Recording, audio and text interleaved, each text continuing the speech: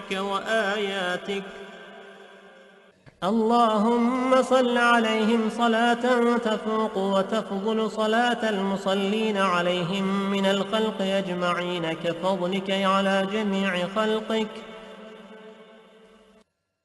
اللهم صل عليهم صلاة دائمة مستمرة الدوام على مر الليالي والأيام متصلة الدوام لا انقضاء لها ولا انصرام على مر الليالي والأيام عدد كل وابل وطل. اللهم صل على سيدنا محمد نبيك وسيدنا إبراهيم خليلك وعلى جميع أنبيائك وأصفيائك من أهل أرضك وسمائك عدد خلقك ورضاء نفسك وزنة عرشك ومداد كلماتك ومنتهى علمك وزنة جميع مخلوقاتك صلاة مكررة أبدا عدد ما أحصى علمك وملء ما أحصى علمك وأضعاف ما أحصى علمك صلاة تزيد وتفوق وتفضل صلاة المصلين عليهم من الخلق أجمعين كفضلك على جميع خلقك. اللهم اجعلني ممن لزم ملة نبيك سيدنا محمد صلى الله عليه وسلم وعظم حرمته وأعز كلمته وحفظ عهده وذمته ونصر حزبه ودعوته وكثر تابعيه وفرقته ووافى زمرته ولم يخالف سبيله وسنته.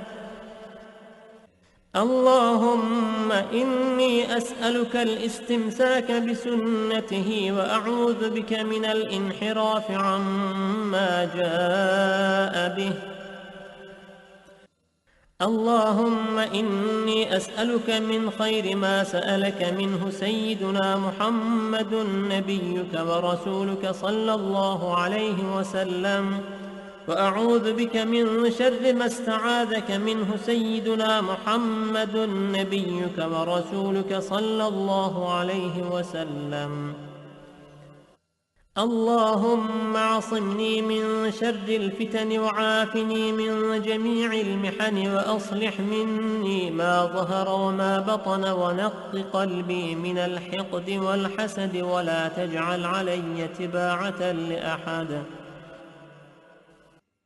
اللهم إني أسألك الأخذ بأحسن ما تعلم والترك لسيء ما تعلم وأسألك التكفل بالرزق والزهد في الكفاف والمخرج بالبيان من كل شبهة والفلج بالصواب في كل حجة والعدل في الغضب والرضاء والتسليم لما يجري به القضاء والاقتصاد في الفقر والغنى والتواضع في القول والفعل والصدق في الجد والهزل. اللهم إن لي ذنوبا فيما بيني وبينك وذنوبا فيما بيني وبين خلقك.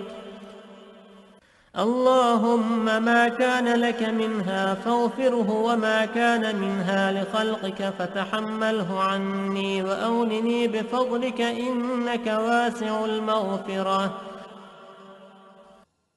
اللهم نور بالعلم قلبي واستعمل بطاعتك بدني وخلص من الفتن سري واشغل بالاعتبار فكري وقني شر وساوس الشيطان وأجرني منه يا رحمن حتى لا يكون له علي سلطان. بسم الله الرحمن الرحيم. صلى الله على سيدنا ومولانا محمد وعلى آله وصحبه وسلم. اللهم صل على سيدنا محمد وأزواجه وذريته كما صليت على سيدنا إبراهيم وبارك على سيدنا محمد وأزواجه وذريته كما باركت على آل سيدنا إبراهيم إنك حميد مجيد. اللهم صل على سيدنا محمد وعلى آله كما صليت على سيدنا إبراهيم، وبارك على سيدنا محمد وعلى آل سيدنا محمد كما باركت على آل سيدنا إبراهيم في العالمين إنك حميد مجيد. اللهم صل على سيدنا محمد وآل سيدنا محمد كما صليت على سيدنا إبراهيم، وبارك على سيدنا محمد وآل سيدنا محمد كما باركت على سيدنا إبراهيم إنك حميد مجيد.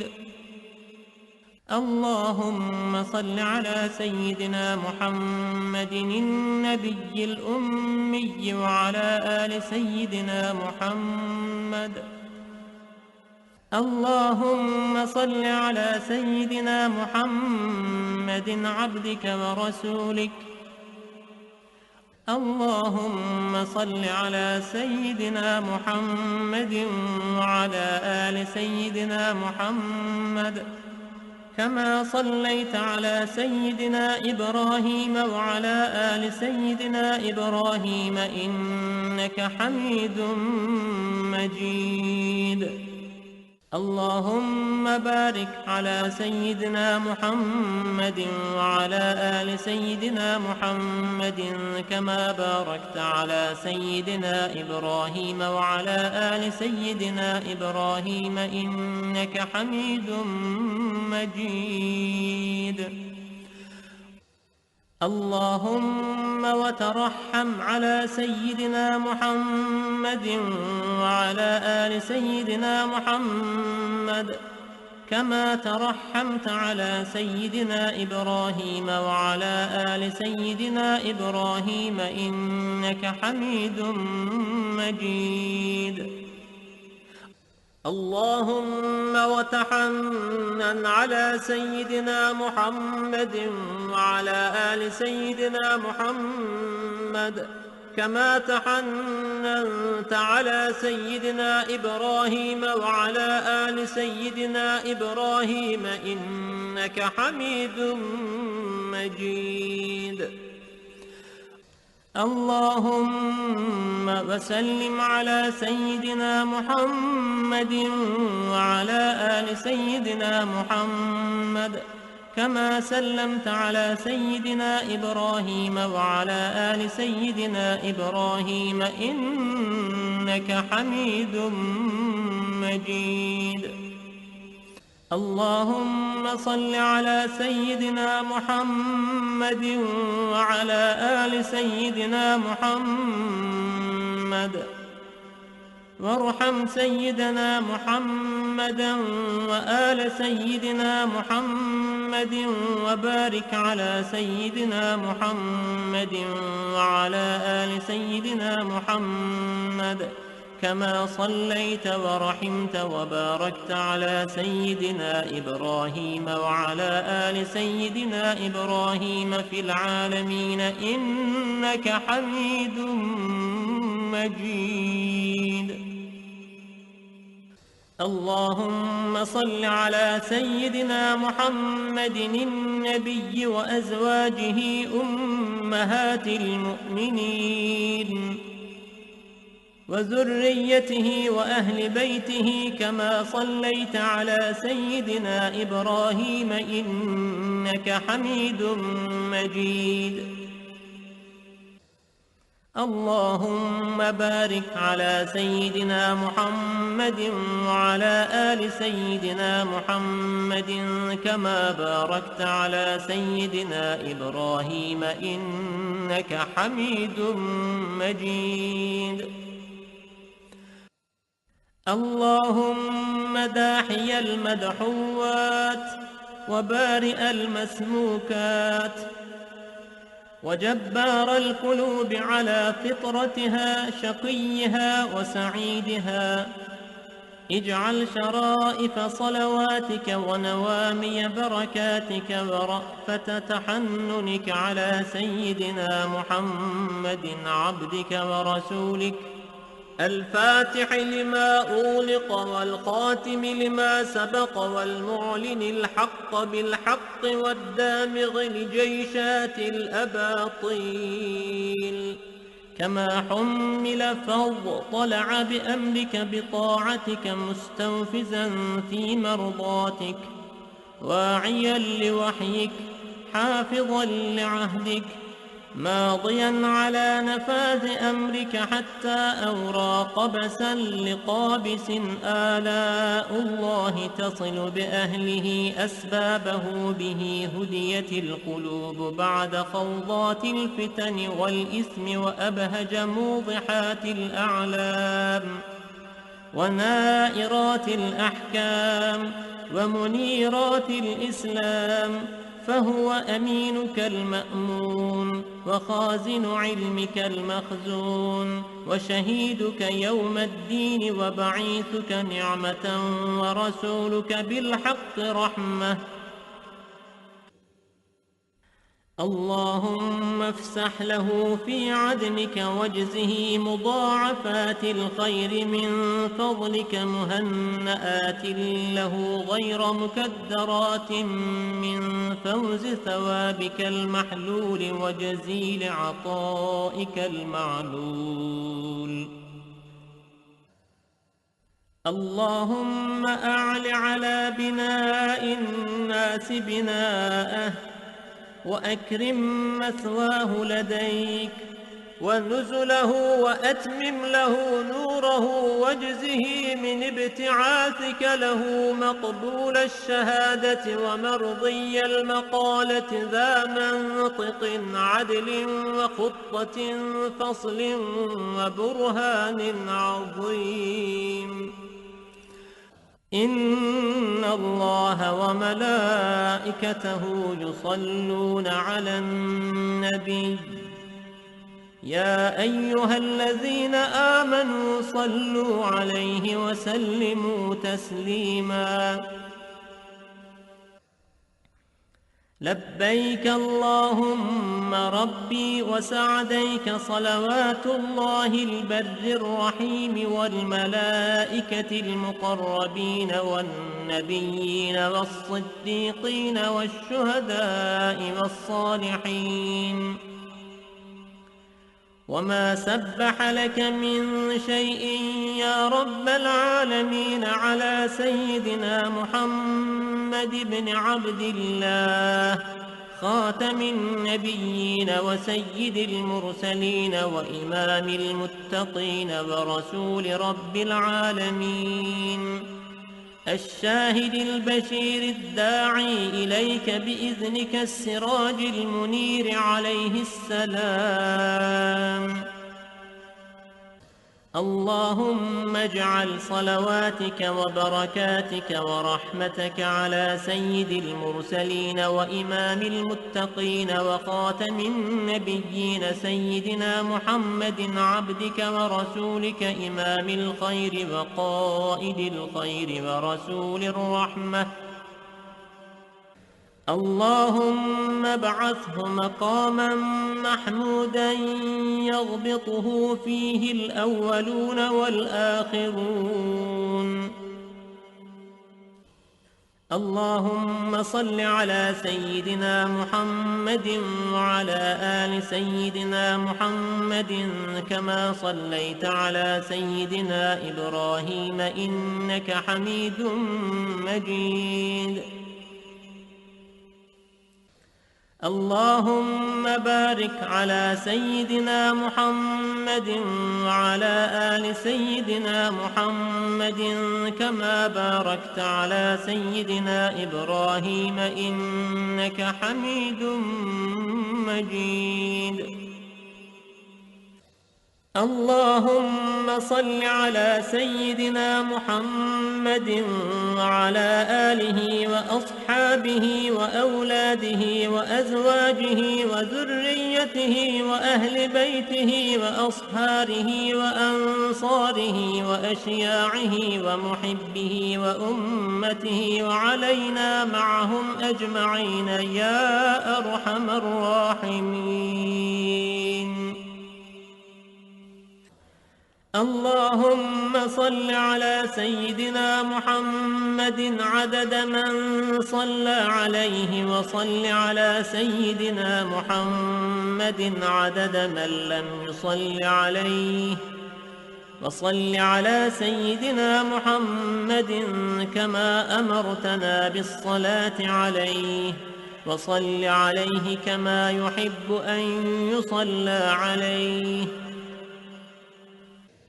اللهم صل على سيدنا محمد وعلى آل سيدنا محمد كما أمرتنا أن نصلي عليه.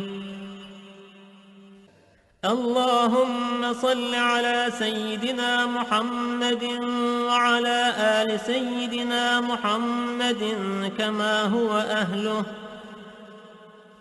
اللهم صل على سيدنا محمد وعلى آل سيدنا محمد كما تحب وترضاه له.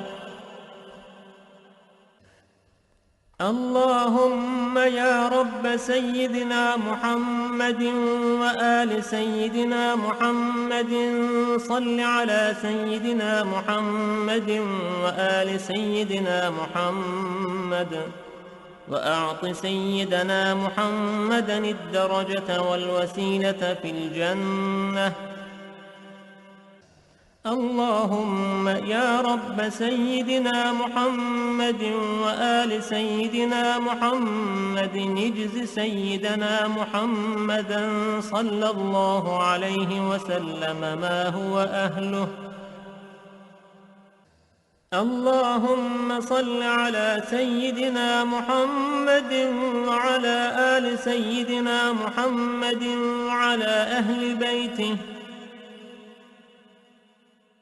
اللهم صل على سيدنا محمد وعلى آل سيدنا محمد حتى لا يبقى من الصلاة شيء، وارحم سيدنا محمدا وآل سيدنا محمد حتى لا يبقى من الرحمة شيء، وبارك على سيدنا محمد وعلى آل سيدنا محمد حتى لا يبقى من البركة شيء،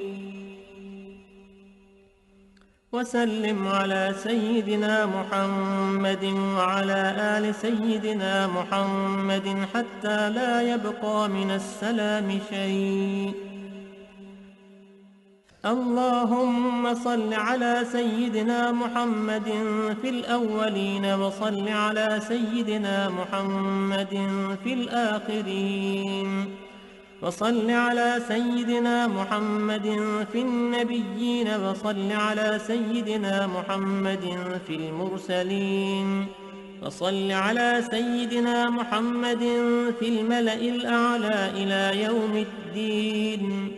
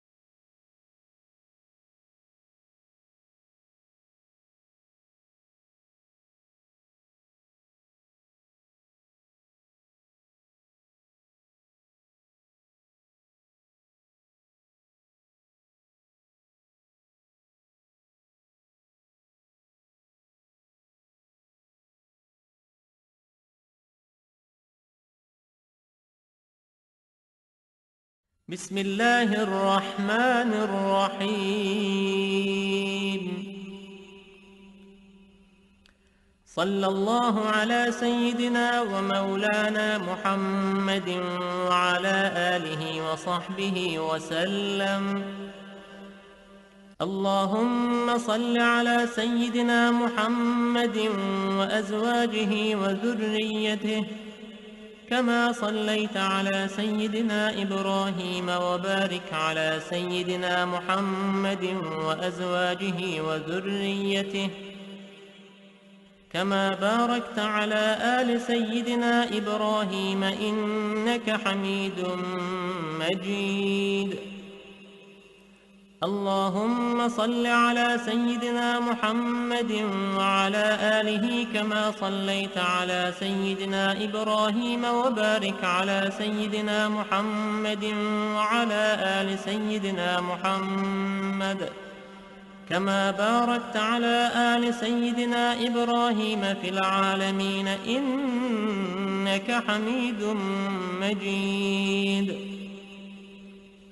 اللهم صل على سيدنا محمد وآل سيدنا محمد كما صليت على سيدنا إبراهيم، وبارك على سيدنا محمد وآل سيدنا محمد كما باركت على سيدنا إبراهيم إنك حميد مجيد. اللهم صل على سيدنا محمد النبي الأمي وعلى آل سيدنا محمد. اللهم صل على سيدنا محمد عبدك ورسولك. اللهم صل على سيدنا محمد وعلى آل سيدنا محمد كما صليت على سيدنا إبراهيم وعلى آل سيدنا إبراهيم إنك حميد مجيد.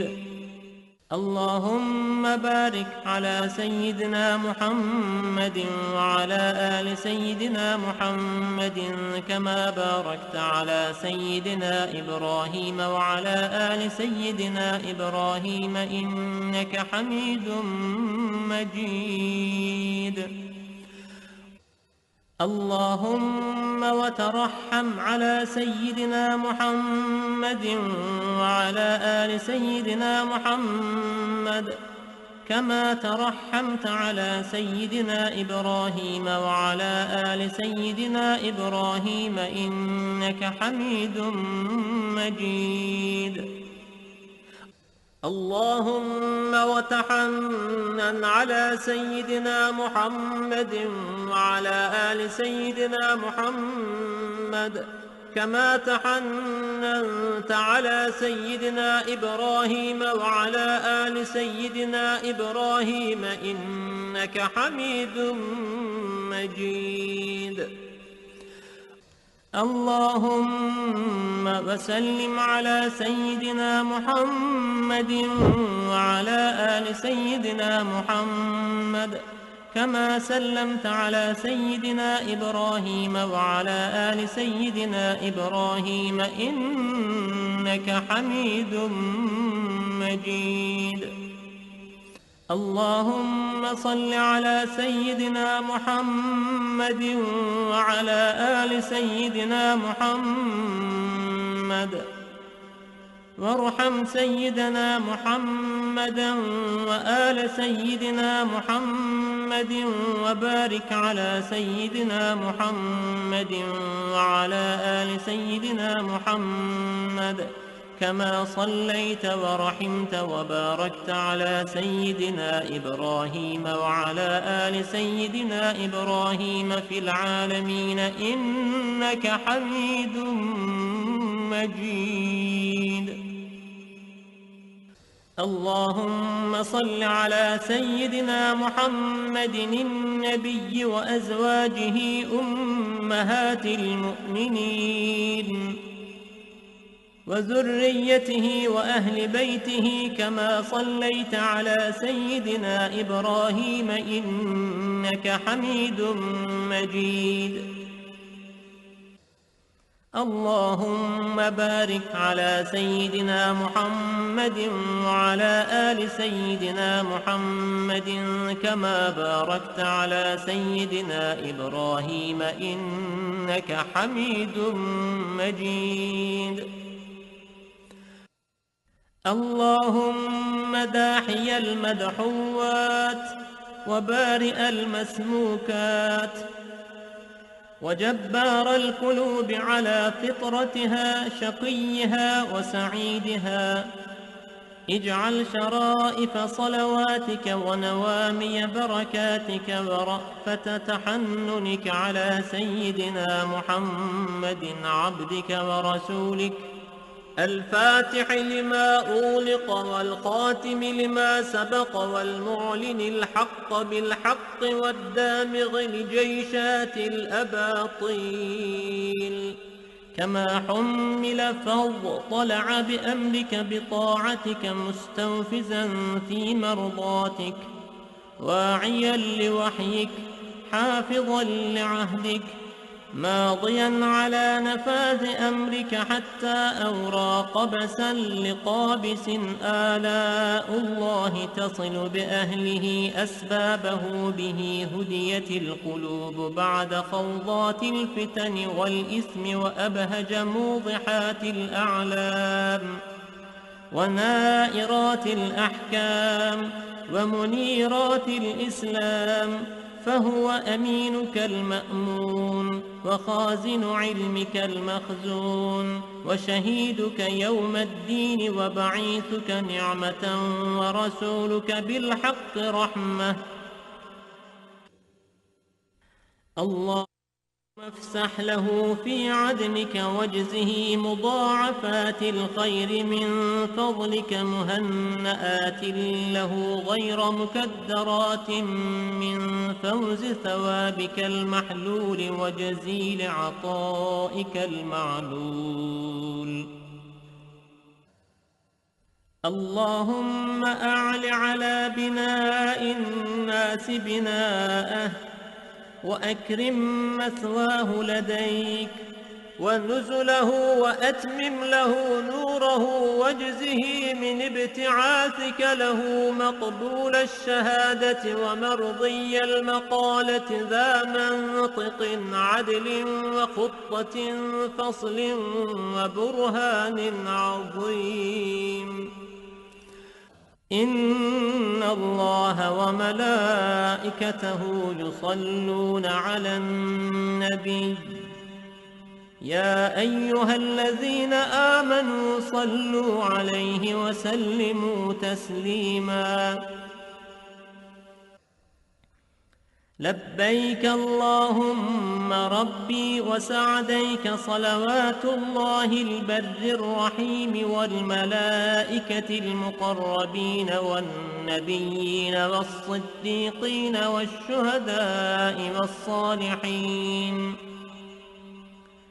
وما سبح لك من شيء يا رب العالمين على سيدنا محمد بن عبد الله خاتم النبيين وسيد المرسلين وإمام المتقين ورسول رب العالمين الشاهد البشير الداعي إليك بإذنك السراج المنير عليه السلام.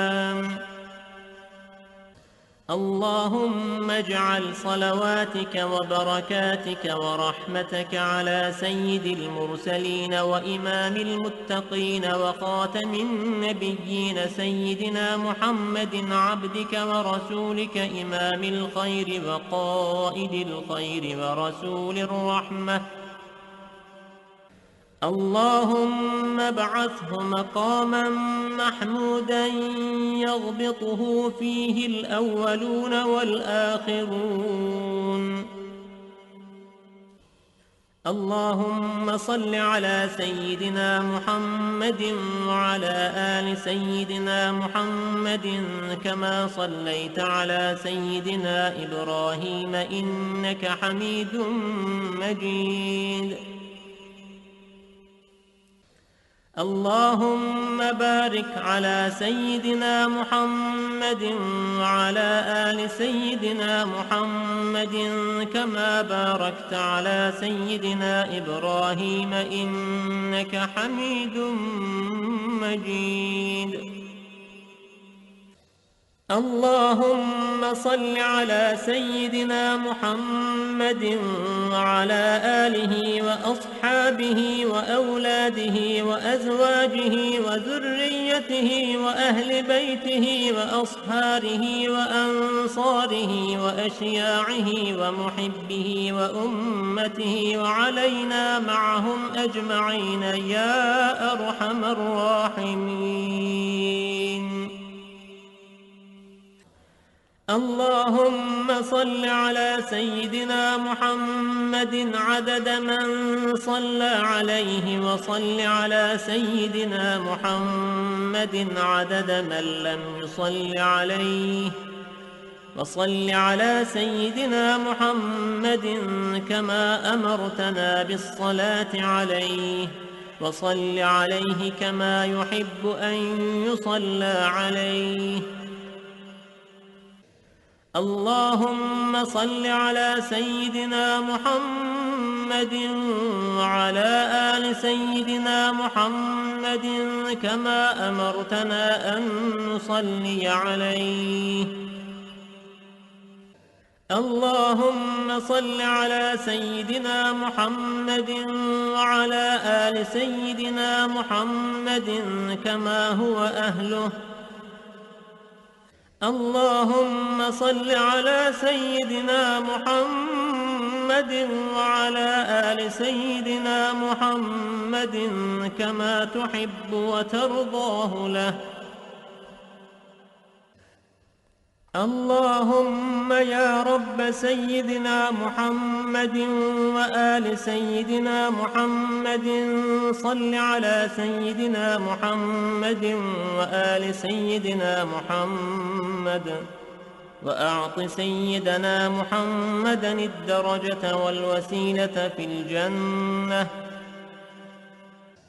اللهم يا رب سيدنا محمد وآل سيدنا محمد اجز سيدنا محمدا صلى الله عليه وسلم ما هو أهله. اللهم صل على سيدنا محمد وعلى آل سيدنا محمد وعلى أهل بيته. اللهم صل على سيدنا محمد وعلى آل سيدنا محمد حتى لا يبقى من الصلاة شيء. وارحم سيدنا محمدا وآل سيدنا محمد حتى لا يبقى من الرحمة شيء. وبارك على سيدنا محمد وعلى آل سيدنا محمد حتى لا يبقى من البركة شيء. وسلم على سيدنا محمد وعلى آل سيدنا محمد حتى لا يبقى من السلام شيء. اللهم صل على سيدنا محمد في الأولين وصل على سيدنا محمد في الآخرين. وصل على سيدنا محمد في النبيين وصل على سيدنا محمد في المرسلين. وصل على سيدنا محمد في الملأ الأعلى إلى يوم الدين. اللهم أعط سيدنا محمدا الوسيلة والفضيلة والشرف والدرجة الكبيرة. اللهم إني آمنت بسيدنا محمد ولم أره فلا تحرمني في الجنان رؤيته وارزقني صحبته وتوفني على ملته واسقني من حوضه مشربا رويا سائغا هنيئا لا نظمأ بعده أبدا إنك على كل شيء قدير. اللهم أبلغ روح سيدنا محمد مني تحية وسلاما. اللهم وكما آمنت بسيدنا محمد ولم أره فلا تحرمني في الجنان رؤيته.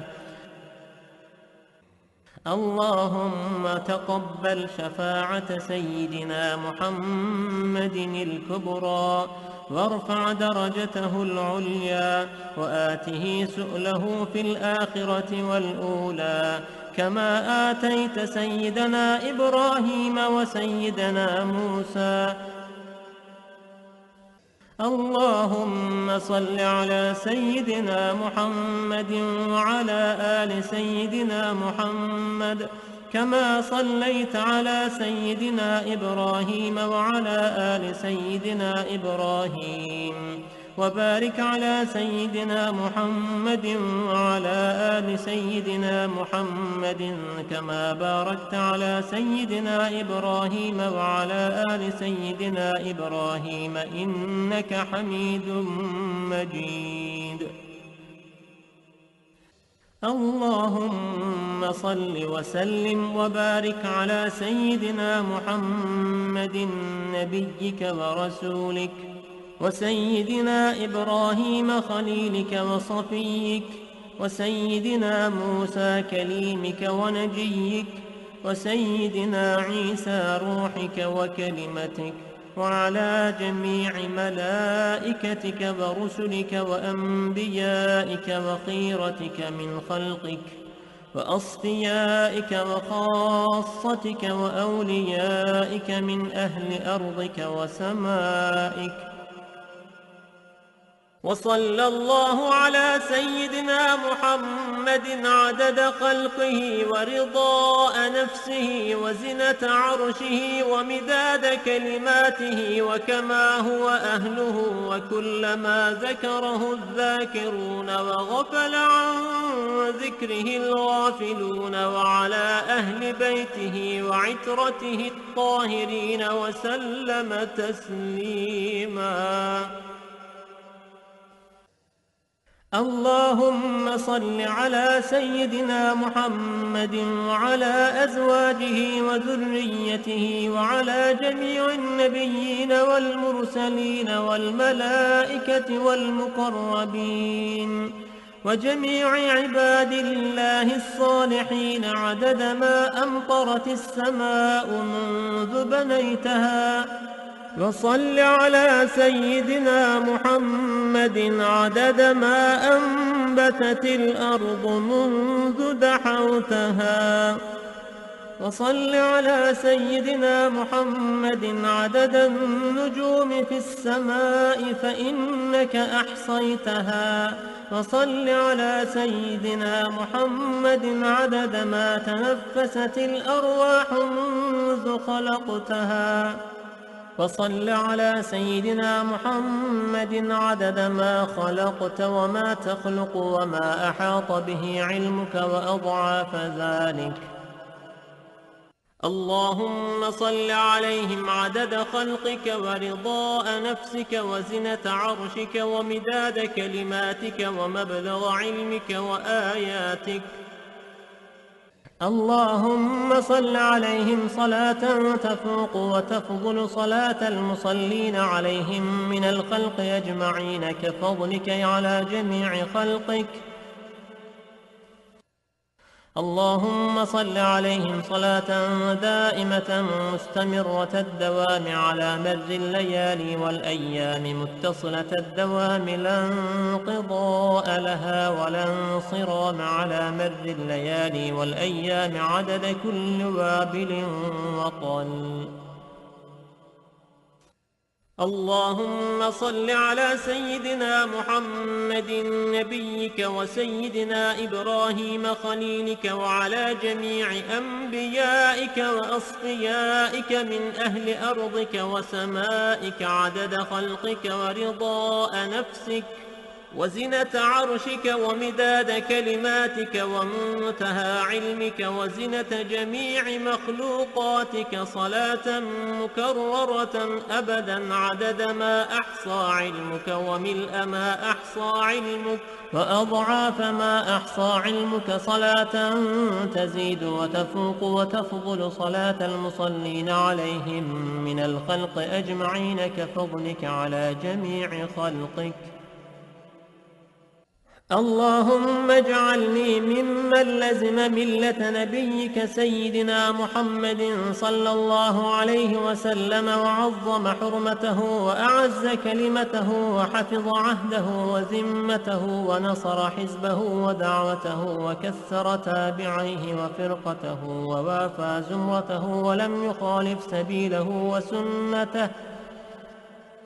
اللهم إني أسألك الاستمساك بسنته وأعوذ بك من الانحراف عما جاء به. اللهم إني أسألك من خير ما سألك منه سيدنا محمد نبيك ورسولك صلى الله عليه وسلم وأعوذ بك من شر ما استعاذك منه سيدنا محمد نبيك ورسولك صلى الله عليه وسلم. اللهم اعصمني من شر الفتن وعافني من جميع المحن وأصلح مني ما ظهر وما بطن ونق قلبي من الحقد والحسد ولا تجعل علي تباعة لأحد.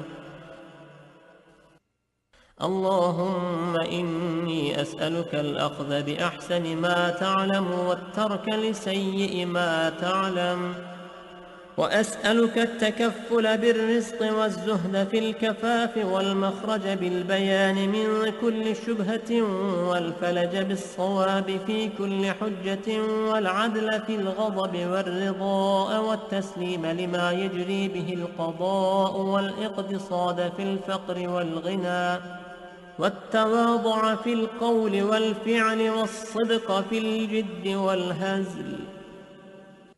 اللهم إن لي ذنوبا فيما بيني وبينك وذنوبا فيما بيني وبين خلقك.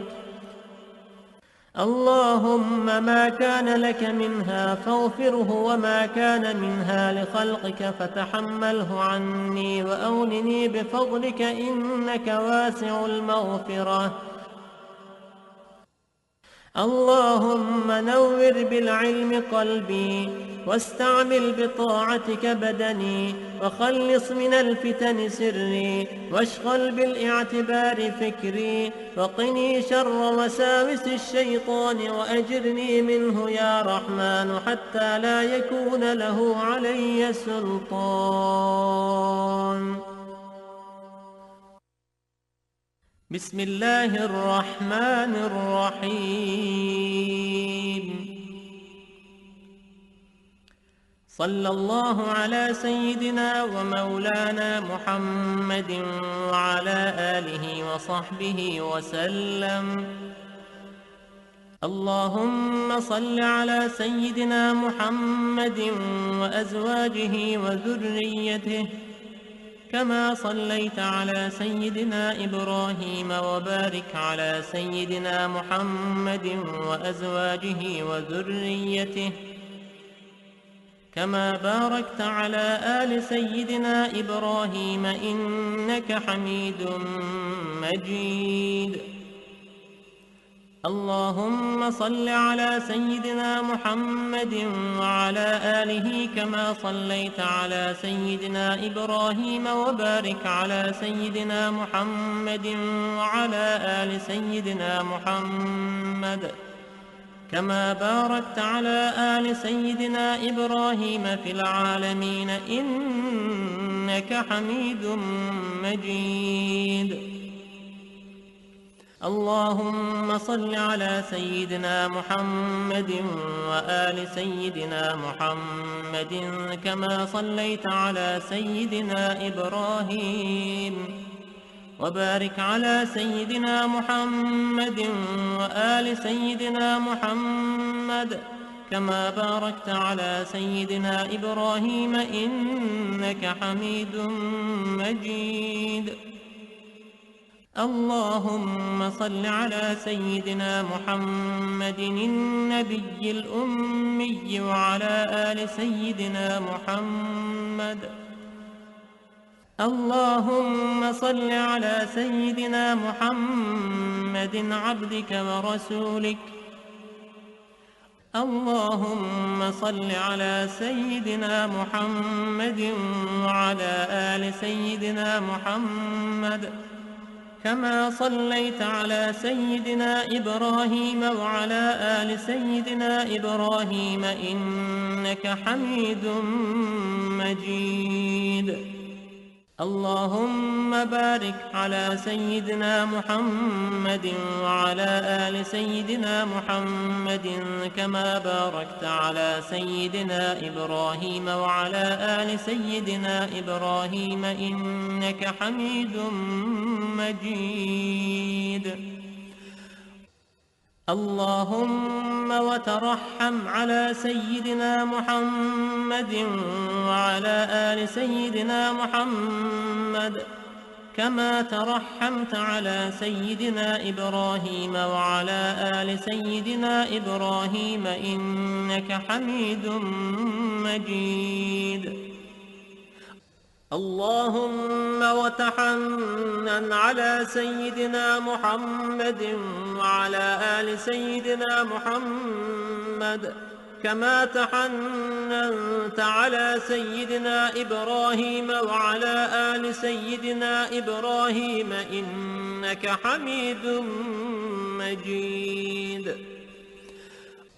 اللهم وسلم على سيدنا محمد وعلى آل سيدنا محمد كما سلمت على سيدنا إبراهيم وعلى آل سيدنا إبراهيم إنك حميد مجيد.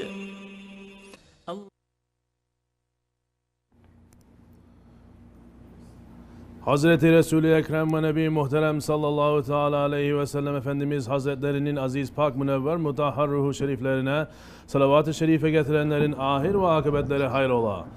Âle ezvacı tahirat evladı Resul-i Sabi Küzün Efendilerimizin sair enbiya-i zam ve Resul-i Kiram Hazretlerinin evra-ı şeriflerine Pirimiz Bilal-ı Habeşi radıyallahu anh Efendimizin mihmandar-ı Resul-i Kibriya Eyüp Sultan Halid bin Zeyd Eba Eyyub el-Ensari radıyallahu anh Şah Murşidan Şeyh Hacı Muhammed Bahadin Nakşibendi el-Buhari Mevlana Celaleddin el-Rumi Mevlana Ziyadin Halid el-Bağdadi Sahib-ı Zaman Kıbletül İslam Şeyh Mevlana Muhammed Nazım Adil Hakkani Sahib-ı Seyf Şeyh Abdülkerim Kıbrısiyar Rabbani Kaddesallahu esraruhum haziratın erva için Hadimul Harameyn-i Şerifeyn Yavuz Sultan Selim Han Ebu'l-Fetvel Megazi Fatih Sultan Mehmet Han ve Serdar-ı Hakan Sultan Abdülhamid Han cennet mekan Firdevs-i Aşiyan haziratının ervana ve evne inayetine alel husus bu caminin bahanesi ve bugüne kadar içerisinden gelmiş geçmiş İmam Muezzin Kayyım cemaatinin ve kahfi ehli imanın erva için Allah rızası için El Fatiha. Euzubillahimineşşeytanirracim. Bismillahirrahmanirrahim. İnnallâhe ve melâiketehu yusallûne alen-nebî. Ya eyyühellezîne âmenû sallû aleyhi ve sellimû teslîmâ. Allahümme salli alâ seyyidina Muhammedin ve alâ ali seyyidina Muhammed. Allahu Ekber, Allahu Ekber.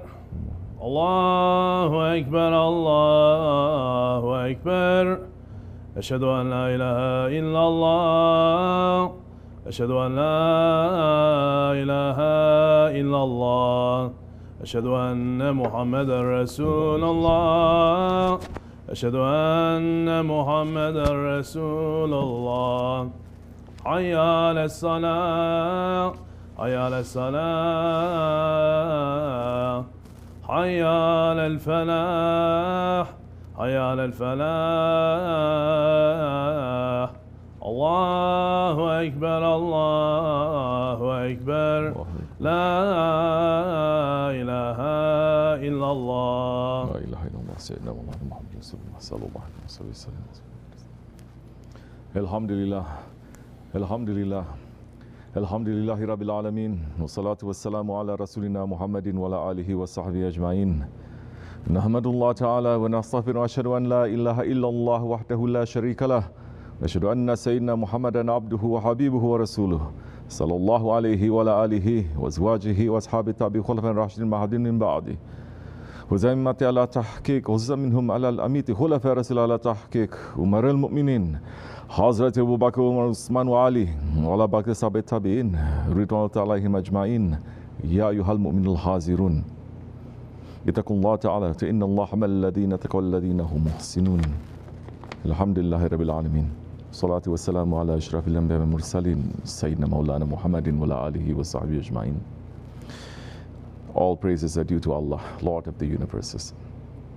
All praises are due to Allah who says in the Holy Quran, BismillahirRahmanirRahim, O you who believe, stand firmly for justice. Witnesses for Allah, even if it be against yourselves or your parents or your relatives. Whether one is rich or poor, Allah is more worthy of both. So don't follow your passion. Otherwise, you will be unjust. And if you twist or avoid, then Allah is well aware with all that you do. Sadaqallahu al-Azim. May peace and blessings be upon the Sultan of the Prophets, the Imam of the Messengers, the Master of the first and the last, the pride of creation, the beloved of Allah, Sayyidina Muhammad alayhi salatu wasalam. May Allah bless him and his noble family and his blessed companions, especially the four Khulafa Rashidin, Hazrati Abu Bakr Siddiq, Hazrati Umar Farooq, Hazrati Osman al-Ghani, and Hazrati Ali al-Murtaza, and all those who follow them until the last day. May peace and blessings be upon the grand sheikhs of this way, the inheritors of the Prophet ﷺ. May peace and blessings be upon the Ottoman sultans, the pillars of justice. May Allah love those who love them, and may Allah curse those who hate them. Amin. Ya ayyuhal mu'minun, O believers, we are asking Allah subhanahu wa ta'ala for His blessings in this last Jummah of this Islamic year, 1442. May He accept whatever we did that pleased Him. May He forgive us for whatever we did that displeased Him. May the shafaat of the Holy Prophet ﷺ be granted to us. May the medat of our Shaykh reach to us.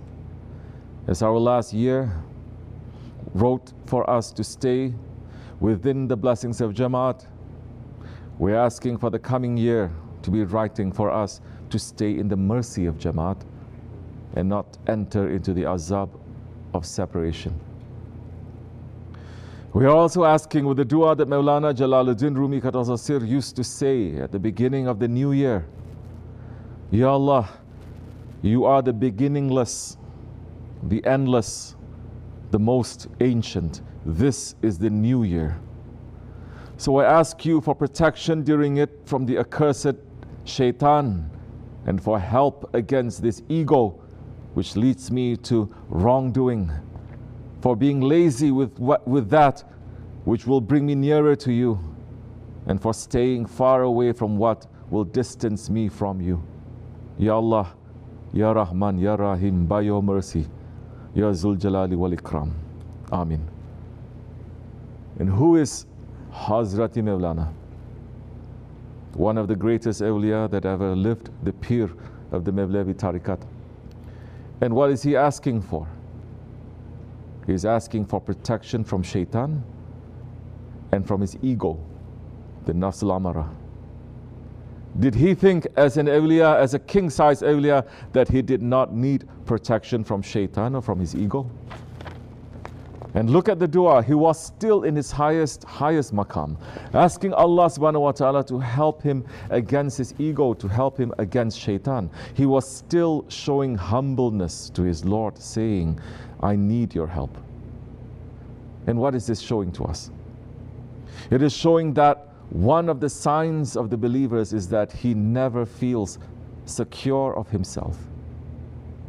It shows that the believer is always in a state of being worried.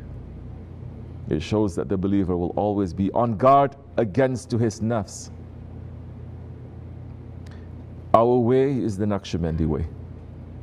We are honored to be under the tent of the Naqshbandi Grand Sheikhs. And their greatest lesson to us is, never think that you are safe against your nafs. Our Shaykh Sahib al-Sayyid is saying the only job of the prophets was to tell people to turn from dunya to akhirat.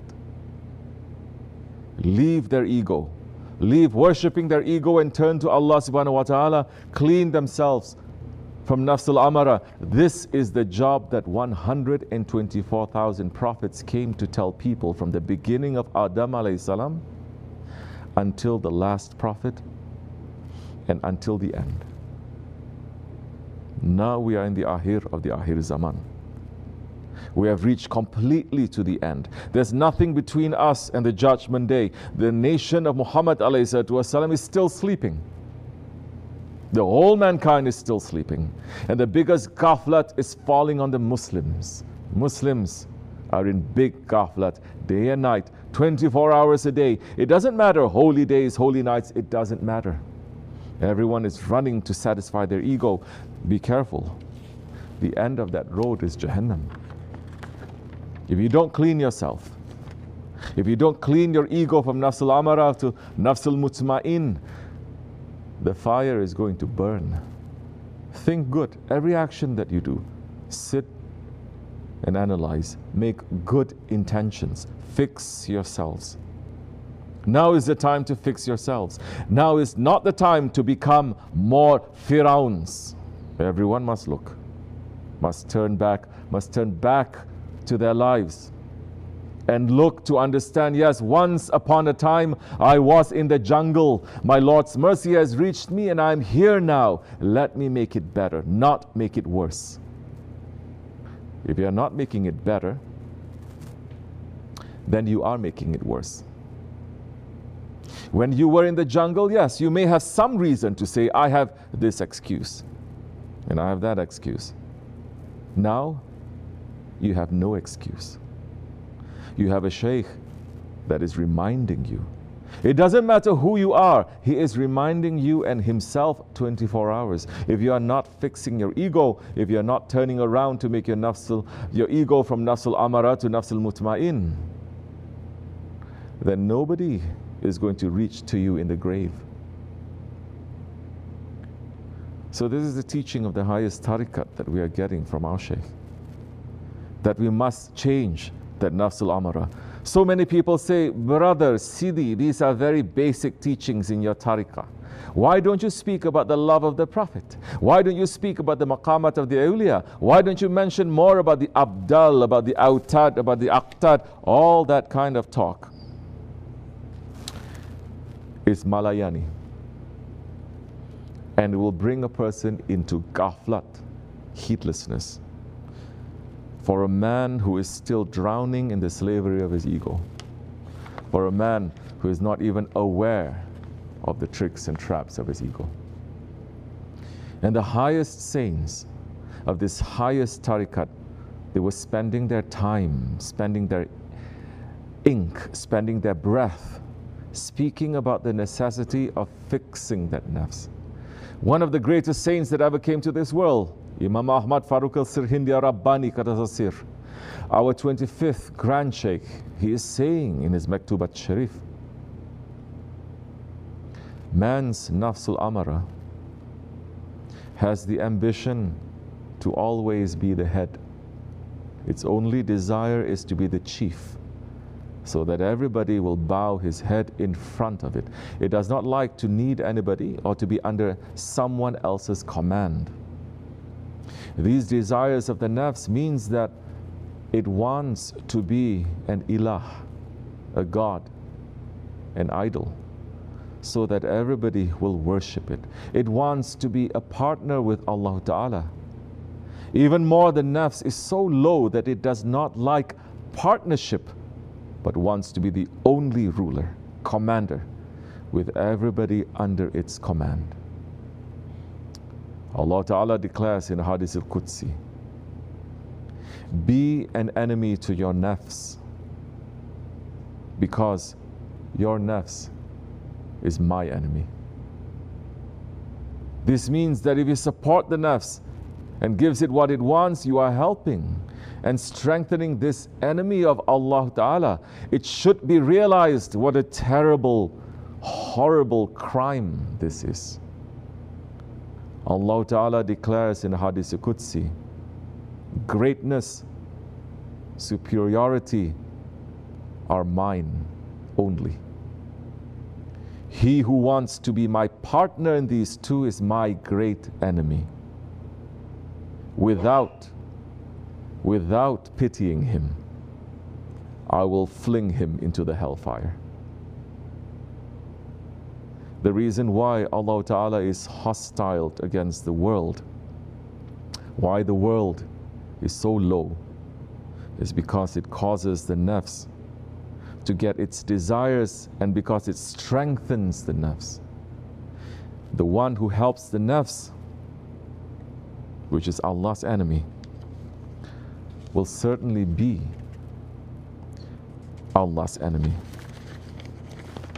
The sending of prophets, the Shariat's commands and prohibitions are all intended to break, to crush the nafs and to prevent its excessive activities. The more the Shariat is obeyed, the fewer desires the nafs will have. It is for this reason that doing one command of the Shariat is more effective in annihilating, destroying the desires of the nafs than thousands of years of riyazat and mujahada done on one's own. For example, giving 1 cent of zakat, which the Shariat commands, destroys the nafs very much more than giving thousands of gold coins as charity or by doing favors on one's own. On the day of Bayram, eating and drinking instead of fasting, because the Shariat commands us to do so, is more useful than fasting for years. Performing the 2 rakats of morning prayer in Jamaat is better than performing nafila prayers all night till morning and then not performing morning prayer in Jamaat. In short, unless the nafs is purified and wakes up from the dream of becoming a king, being superior, it is impossible to escape punishment. Before going to endless death, it is necessary to consider saving the nafs from this illness. The blessed word La ilaha illallah gets rid of all the false idols inside and outside of man, so it is the most useful, the most effective medicine for purifying the nafs. Great men of tasawwuf chose this word for the purification of the nafs. Unless the road is cleaned with the broom of La, you will not reach to the palace of Illallah.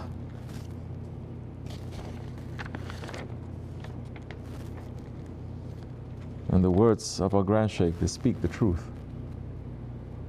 Anyone with an atom's worth of intelligence and with a heart, they will hear the words of our Sheikh, Sahibul Saif, Sheikh Abdul Karim al-Kabrisi Rabbani, inside Imam Rabbani's words.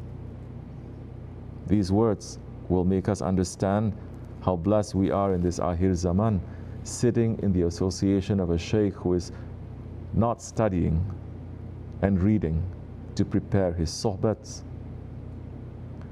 but whose sohbats are coming down from the same source and in the same words as the greatest awliya, because he himself is from those caravan leaders. Alhamdulillah. What do we take from Imam Rabbani's words? Our nafs is the enemy of Allah. And supporting the nafs, becoming a slave to the nafs, it is becoming an enemy to Allah. The greatest, the hardest thing for the nafs is to submit to someone else. To follow a guide who says do this and do that is the thing that the ego hates the most.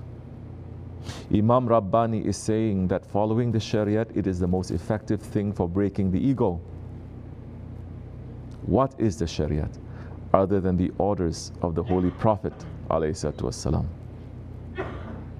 And what is the Shariat other than the Sunnat of the Holy Prophet ﷺ? The Sahaba Kiram, they followed the orders and commands that came to them from the Holy Prophet. In the same way, it is our responsibility to follow the orders and commands of the inheritor of the Holy Prophet that we have taken as a guide, our Shaykh. The Sahaba Kiram who lived like that, they are the stars in the sky that we are trying to follow. If we follow their path, we will reach to the light of the full moon, Sayyidina Muhammad alayhi salatu wasalam. We have just passed through the commemoration of the Shahadat of the ancestor of Imam Rabbani, Hazrati Umar Farooq radiallahu an. Hazrati Umar radiallahu an is that person that all the people of Haqq, they love him.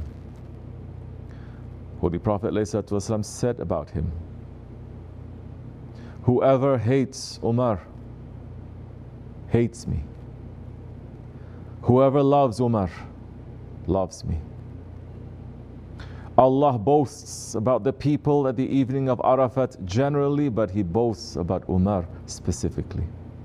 Allah did not send a prophet except that his nation had a speaker. And if there was one in my ummah, it would have been Umar. They asked, Ya Rasulullah, how does he speak? And Holy Prophet ﷺ said, angels speak on his tongue. And Hazrat Ammar bin Yasir radiallahu anh said that the Holy Prophet ﷺ told him, Ya Ammar, Jibreel alayhi salam came to me and I asked, Ya Jibreel, tell me about the virtues. Tell me about the good characteristics of Umar ibn al-Khattab in the paradises.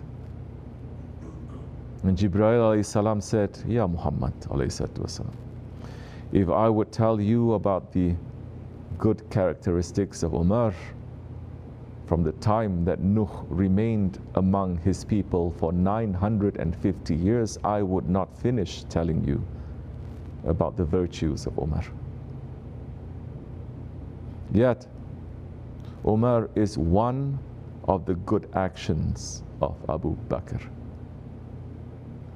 Hazrat Umar was so loved that Hazrat Abdullah ibn Masud radiallahu anh, when he heard that Hazrat Umar had died from the stab wounds, he started crying so heavily and said, I swear by Allah, if I know that a dog loved Umar, I would even love that dog.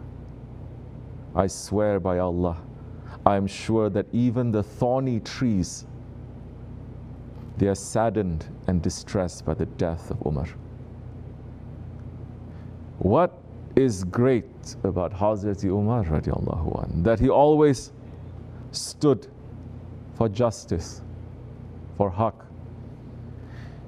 even if it was against everything, and especially those things that he loved. That he stood for haqq, for truth, and for justice inside himself and outside himself, and he was always sincere, and he did not care what anyone thought. And he did not care for his own safety. He cared only for that truth, a sincere man.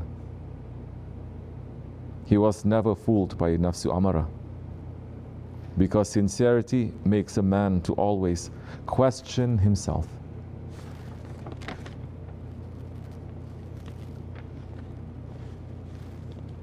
Like Hazrat Umar,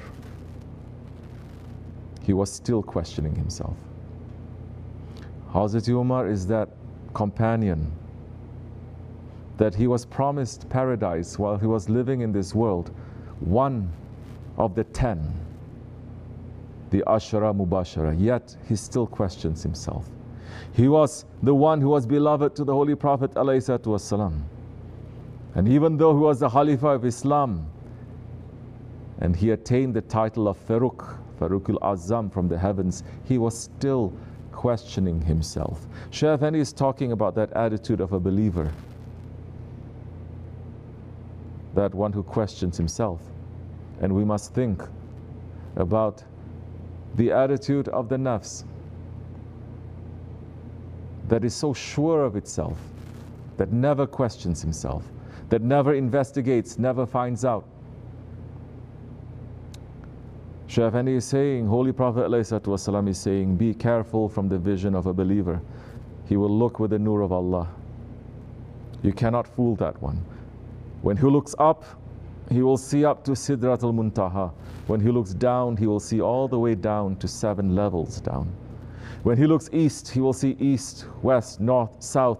Everything comes in front of him. That one is a believer. And that believer still has no right to take guarantee about himself. What do you think? Which one of you here, or which one of these people on this face of earth today, that is going to claim that he is better than Umar radiallahu anh? When Holy Prophet ﷺ was passing from this world, he gave the names of the hypocrites, the munafiqs, a list to another Sahabi. And he said to him, keep this with you. Don't say to anyone.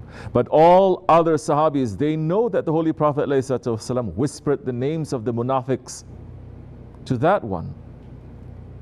Umar radiallahu anh is also knowing and always coming to him and saying to him, please tell me, please. He was one of the greatest Khalifas, and he was saying to him, please tell me, is my name in that book mentioned as a hypocrite? Please tell me.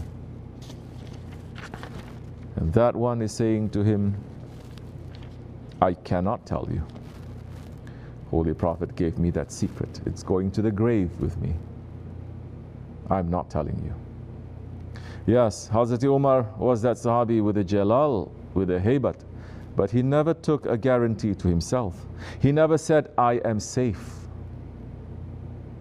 And the secret of Islam is that the one who doesn't feel safe reaches safety because he holds on to those ones who are in safety. And the one who suspects himself of hypocrisy is free from hypocrisy because he follows a sincere one and listens to him when he says, watch out for yourself. But the one who loses the suspicion of himself, that one opens the door to shaitan and his ego, and that one becomes lost. The way of tariqat is the way of returning to Allah subhanahu wa ta'ala. Allah subhanahu wa ta'ala wants us to return to Him, not arrogantly, not saying, I deserve your pleasure. The way to Allah is the way of Hazrat Umar Faruq, the way that the believers are described in Surah Al-Fath. Harsh to the unbelievers, gentle to the believers. Our ego, our enemy, we must be harsh to that one. To the believers, we must be gentle. And that harshness to the ego, to the enemy, you cannot do it yourself. You need a guide, you need a friend.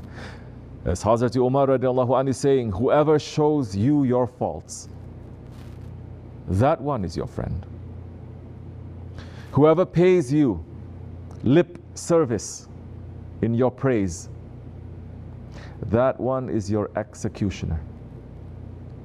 Stay with the one who is showing you your faults.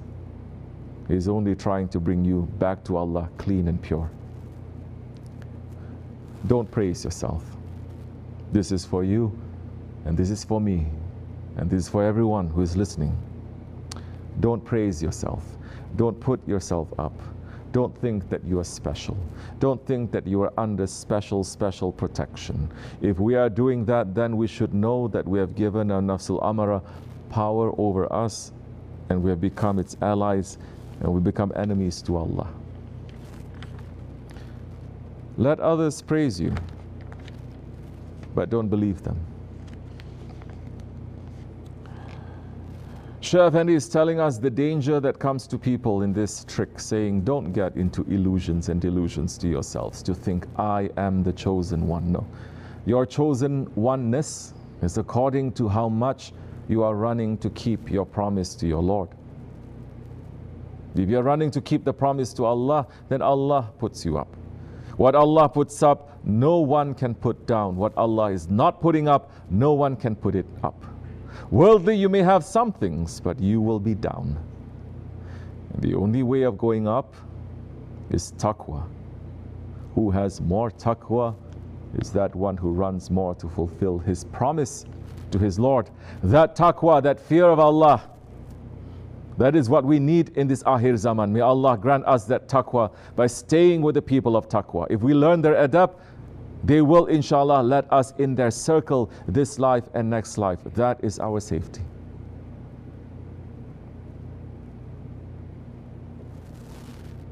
We are ending with Shaykh Maulana's words saying, our Prophet said, my Lord taught me adab. My Lord taught me manners. May we be with the ones who teach the adab of that Sultan. Their association can make us like lions. Those accompanying donkeys become donkeys. One in the company of a lion becomes a lion. وَمِنَ اللَّهُ تَوْفِقْ الْفَاتِحَةِ. Amen. Astaghfirullah. Astaghfirullah. Astaghfirullah lazim wa lazim. La ilaha illa wa la ilaha illa لا إله إلا الله وحده لا شريك له له الملك القدير لا إله إلا الله وحده لا شريك لا إله إلا الله لا إله إلا أنت سبحانك من الظالمين لا إله إلا أنت سبحانك لا إله إلا أنت سبحانك الصبح قدوس ونور إن ديننا الله الإسلام قم الصلاة اللهم صل على محمد قم الصلاة وجزيل عطائك المعلول اللهم أعل على بناء الناس بناءه وأكرم مثواه لديك ونزله وأتمم له نوره واجزه من ابتعاثك له مقبول الشهادة ومرضي المقالة ذا منطق عدل وخطة فصل وبرهان عظيم إن الله وملائكته يصلون على النبي يا أيها الذين آمنوا صلوا عليه وسلموا تسليما لبيك اللهم ربي وسعديك صلوات الله البر الرحيم والملائكة المقربين والنبيين والصديقين والشهداء والصالحين وما سبح لك من شيء يا رب العالمين على سيدنا محمد بن عبد الله خاتم النبيين وسيد المرسلين وإمام المتقين ورسول رب العالمين الشاهد البشير الداعي إليك بإذنك السراج المنير عليه السلام اللهم اجعل صلواتك وبركاتك ورحمتك على سيد المرسلين وإمام المتقين وخاتم النبيين سيدنا محمد عبدك ورسولك إمام الخير وقائد الخير ورسول الرحمة. اللهم ابعثه مقاما محمودا يغبطه فيه الأولون والآخرون. اللهم صل على سيدنا محمد وعلى آل سيدنا محمد كما صليت على سيدنا إبراهيم إنك حميد مجيد. اللهم بارك على سيدنا محمد وعلى آل سيدنا محمد كما باركت على سيدنا إبراهيم إنك حميد مجيد. اللهم صل على سيدنا محمد وعلى آله وأصحابه وأولاده وأزواجه وذريته وأهل بيته وأصهاره وأنصاره وأشياعه ومحبه وأمته وعلينا معهم أجمعين يا أرحم الراحمين. اللهم صل على سيدنا محمد عدد من صلى عليه وصل على سيدنا محمد عدد من لم يصل عليه وصل على سيدنا محمد كما أمرتنا بالصلاة عليه وصل عليه كما يحب أن يصلى عليه. اللهم صل على سيدنا محمد وعلى آل سيدنا محمد كما أمرتنا أن نصلي عليه. اللهم صل على سيدنا محمد وعلى آل سيدنا محمد كما هو أهله. اللهم صل على سيدنا محمد وعلى آل سيدنا محمد كما تحب وترضاه له. اللهم يا رب سيدنا محمد وآل سيدنا محمد صل على سيدنا محمد وآل سيدنا محمد وأعط سيدنا محمدا الدرجة والوسيلة في الجنة. اللهم يا رب سيدنا محمد وآل سيدنا محمد اجز سيدنا محمدا صلى الله عليه وسلم ما هو أهله. اللهم صل على سيدنا محمد وعلى آل سيدنا محمد وعلى أهل بيته. اللهم صل على سيدنا محمد وعلى آل سيدنا محمد حتى لا يبقى من الصلاة شيء. وارحم سيدنا محمدا وآل سيدنا محمد حتى لا يبقى من الرحمة شيء. وبارك على سيدنا محمد وعلى آل سيدنا محمد حتى لا يبقى من البركة شيء. وسلم على سيدنا محمد وعلى آل سيدنا محمد حتى لا يبقى من السلام شيء. اللهم صل على سيدنا محمد في الأولين وصل على سيدنا محمد في الآخرين. وصل على سيدنا محمد في النبيين وصل على سيدنا محمد في المرسلين وصل على سيدنا محمد في الملأ الأعلى إلى يوم الدين. اللهم أعط سيدنا محمدا الوسيلة والفضيلة والشرف والدرجة الكبيرة. اللهم إني آمنت بسيدنا محمد ولم أره فلا تحرمني في الجنان رؤيته وارزقني صحبته وتوفني على ملته واسقني من حوضه مشربا رويا سائغا هنيئا لا نظمأ بعده أبدا إنك على كل شيء قدير. اللهم أبلغ روح سيدنا محمد مني تحية وسلاما. اللهم وكما آمنت بسيدنا محمد ولم أره فلا تحرمني في الجنان رؤيته.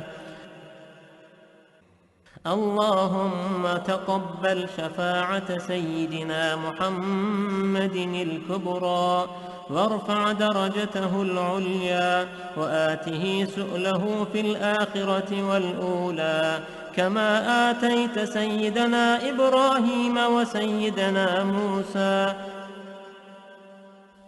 اللهم صل على سيدنا محمد وعلى آل سيدنا محمد كما صليت على سيدنا إبراهيم وعلى آل سيدنا إبراهيم وبارك على سيدنا محمد وعلى آل سيدنا محمد كما باركت على سيدنا إبراهيم وعلى آل سيدنا إبراهيم إنك حميد مجيد.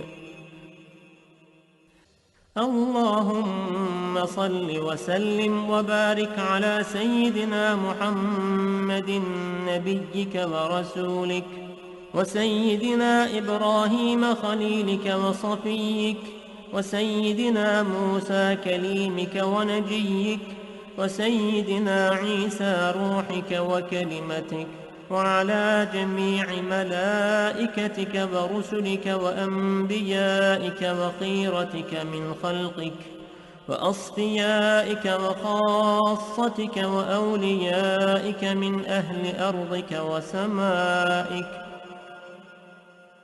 وصلى الله على سيدنا محمد عدد خلقه ورضاء نفسه وزنة عرشه ومداد كلماته وكما هو أهله وكلما ذكره الذاكرون وغفل عن ذكره الغافلون وعلى أهل بيته وعترته الطاهرين وسلم تسليما. اللهم صل على سيدنا محمد وعلى أزواجه وذريته وعلى جميع النبيين والمرسلين والملائكة والمقربين وجميع عباد الله الصالحين عدد ما أمطرت السماء منذ بنيتها. وصل على سيدنا محمد عدد ما أنبتت الأرض منذ دحوتها. وصل على سيدنا محمد عدد النجوم في السماء فإنك أحصيتها. وصل على سيدنا محمد عدد ما تنفست الأرواح منذ خلقتها. وصل على سيدنا محمد عدد ما خلقت وما تخلق وما أحاط به علمك وأضعاف ذلك. اللهم صل عليهم عدد خلقك ورضاء نفسك وزنة عرشك ومداد كلماتك ومبلغ علمك وآياتك. اللهم صل عليهم صلاة تفوق وتفضل صلاة المصلين عليهم من الخلق أجمعين كفضلك على جميع خلقك.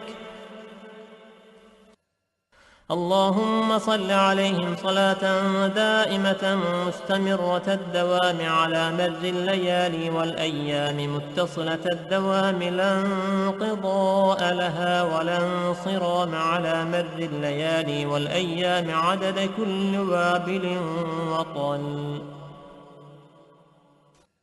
اللهم صل على سيدنا محمد نبيك وسيدنا إبراهيم خليلك وعلى جميع أنبيائك وأصفيائك من أهل أرضك وسمائك عدد خلقك ورضاء نفسك وزنة عرشك ومداد كلماتك ومنتهى علمك وزنة جميع مخلوقاتك صلاة مكررة أبدا عدد ما أحصى علمك وملء ما أحصى علمك وأضعاف ما أحصى علمك صلاة تزيد وتفوق وتفضل صلاة المصلين عليهم من الخلق أجمعين كفضلك على جميع خلقك. اللهم اجعلني ممن لزم ملة نبيك سيدنا محمد صلى الله عليه وسلم وعظم حرمته وأعز كلمته وحفظ عهده وذمته ونصر حزبه ودعوته وكثر تابعيه وفرقته ووافى زمرته ولم يخالف سبيله وسنته. اللهم إني أسألك الاستمساك بسنته وأعوذ بك من الانحراف عما جاء به. اللهم إني أسألك من خير ما سألك منه سيدنا محمد نبيك ورسولك صلى الله عليه وسلم وأعوذ بك من شر ما استعاذك منه سيدنا محمد نبيك ورسولك صلى الله عليه وسلم. اللهم اعصمني من شر الفتن وعافني من جميع المحن وأصلح مني ما ظهر وما بطن ونق قلبي من الحقد والحسد ولا تجعل علي تباعة لأحد. اللهم إني أسألك الأخذ بأحسن ما تعلم والترك لسيء ما تعلم وأسألك التكفل بالرزق والزهد في الكفاف والمخرج بالبيان من كل شبهة والفلج بالصواب في كل حجة والعدل في الغضب والرضاء والتسليم لما يجري به القضاء والاقتصاد في الفقر والغنى والتواضع في القول والفعل والصدق في الجد والهزل. اللهم إن لي ذنوبا فيما بيني وبينك وذنوبا فيما بيني وبين خلقك. اللهم وعلى آله وصحبه وسلم.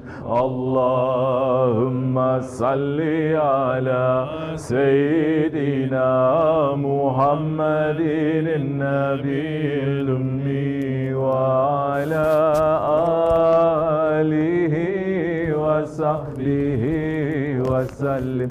الله أكبر الله أكبر لا إله إلا الله والله أكبر الله أكبر ولله الحمد.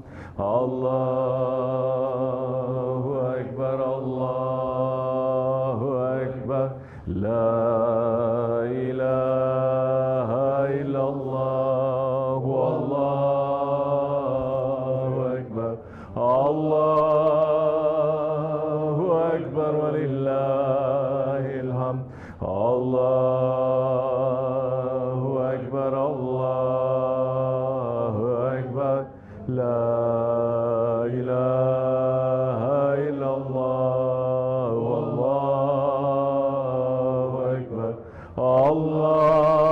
Allahu Ekber ve lillahi. Amin. İlâ şerefine Mustafa Resulullah sallallahu aleyhi ve sellem. Fatiha. Biz Osmanlıyız. Biz Osmanlıyız. Pek şanlıyız. Pek şanlıyız. Tekbir. Allahu Ekber. Tekbir. Allahu Ekber. Tekbir. Allahu Ekber. Walillahilhamd. Assalamu alaikum wa rahmatullah. Welcome to you. Welcome to the new year, inshallah. We must welcome good things, good people, holy ones. Those things, characteristics, people that are not so good, but they are sincere, we must be patient, we must welcome. Those that are not so good and they're not sincere, the patience, there is a limit. Once the limit finishes, then goodbye Charlie. Goodbye Charlie. Shaykh Effendi used to say that. Farewell to those who leave. The whole aim is for us to be sincere and to try. Allah is not looking for us, all of us, to be completely clean, completely pure, completely successful. He says, be with the salihin, be with the righteous ones. This is order. Separation, it is fire. Get rid of the idols in your heart and put those ones whom I love in there, because they have me in their hearts. You cannot put me in your heart. You are too far away from me. Put those ones who have me in their hearts in your heart.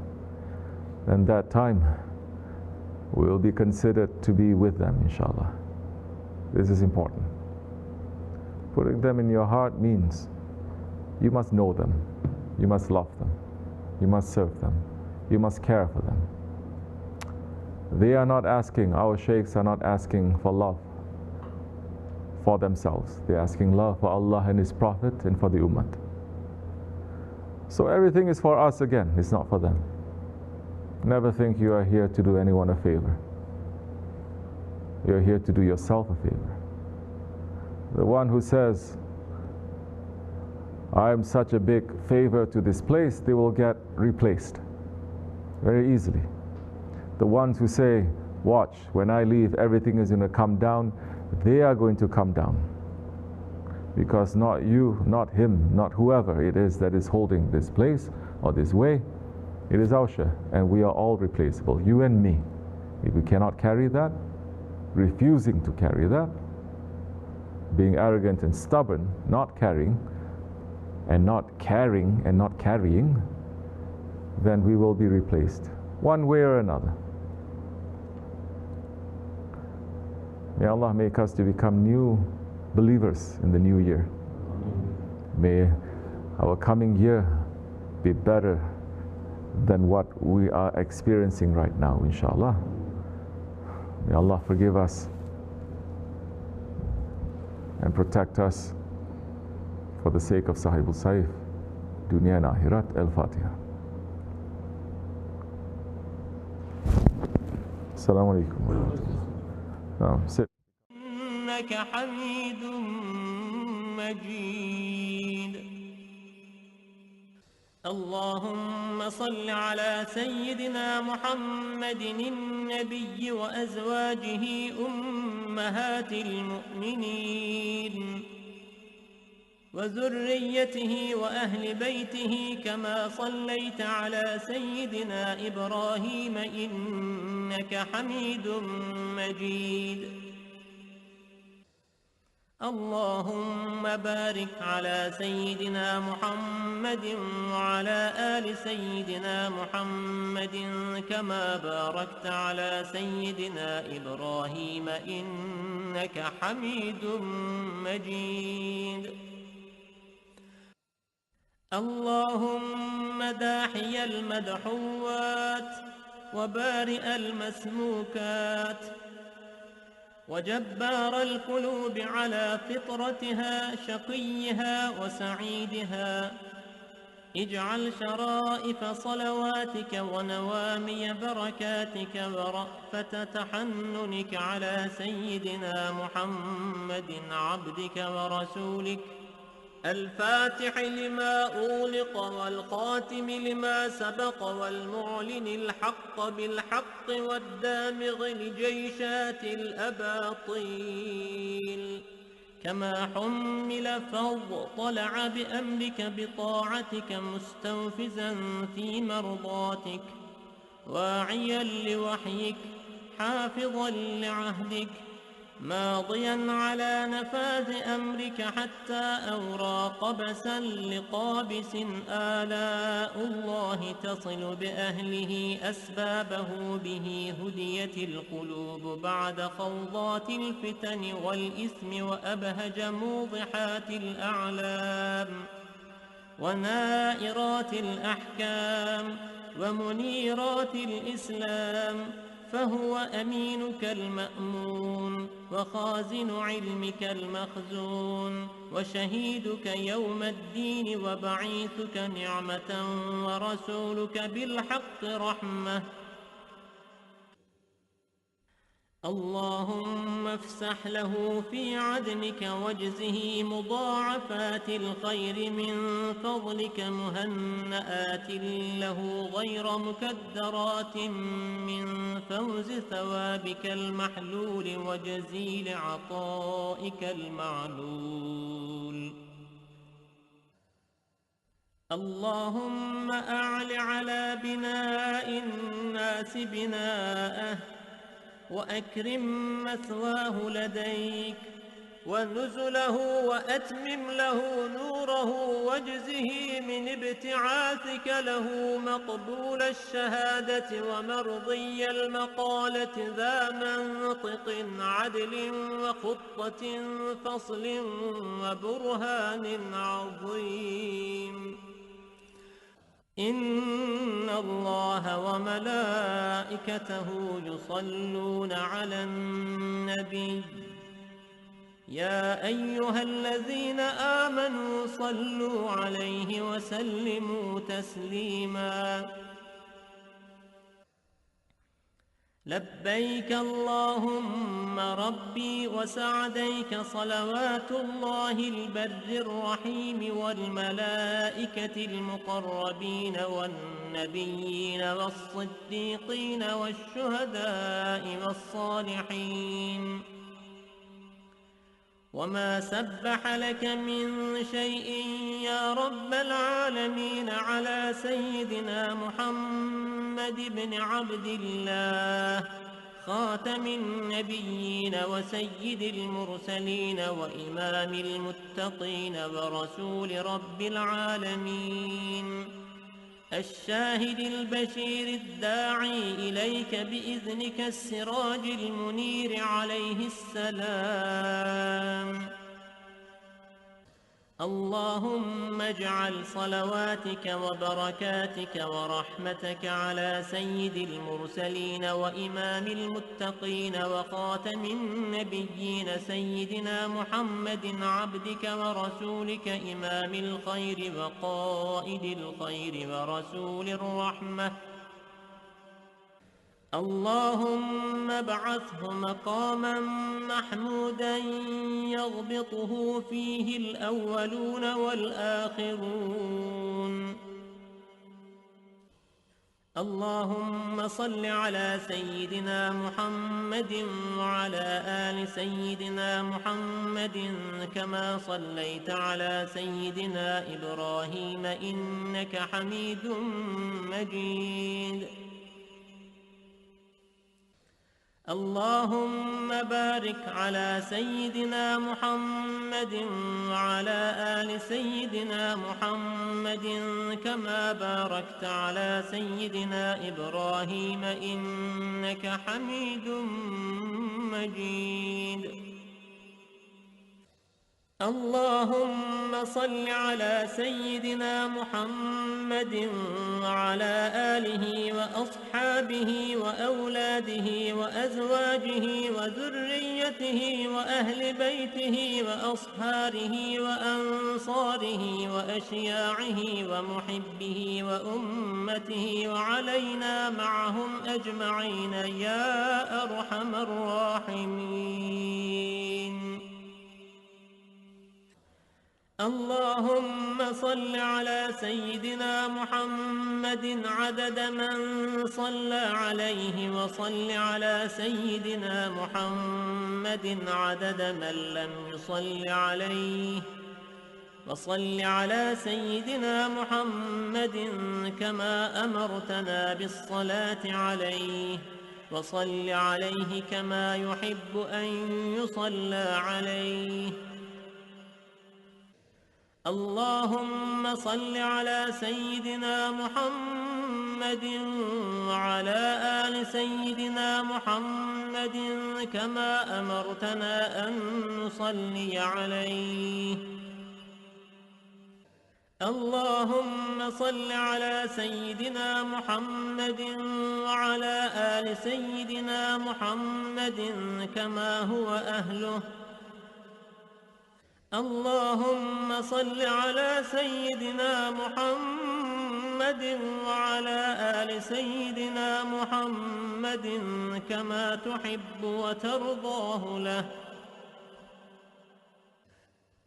اللهم يا رب سيدنا محمد وآل سيدنا محمد صل على سيدنا محمد وآل سيدنا محمد وأعط سيدنا محمدا الدرجة. You must think ahead, you must think ahead, you must think ahead. You cannot get fooled, no. You're going to say at least this, at least that. I didn't make, see this idiot? He didn't come for months, but he came for the last zikr. A believer must be intelligent. Maybe the blessing is not in the beginning. Maybe the blessing is not in the middle. The end is always better than before, no? So you're going to say, I'm going to catch this. Yeah? It's a good thing you're sincere. If you're not sincere, then you're not getting nothing. But he comes, he brings me fried chicken.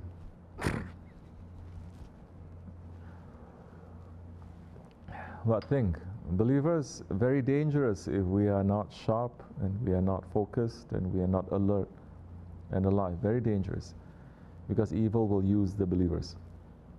They can use the believers better because believers is already inside and their prize is going to be bigger. You understand? They will cheat us more than others.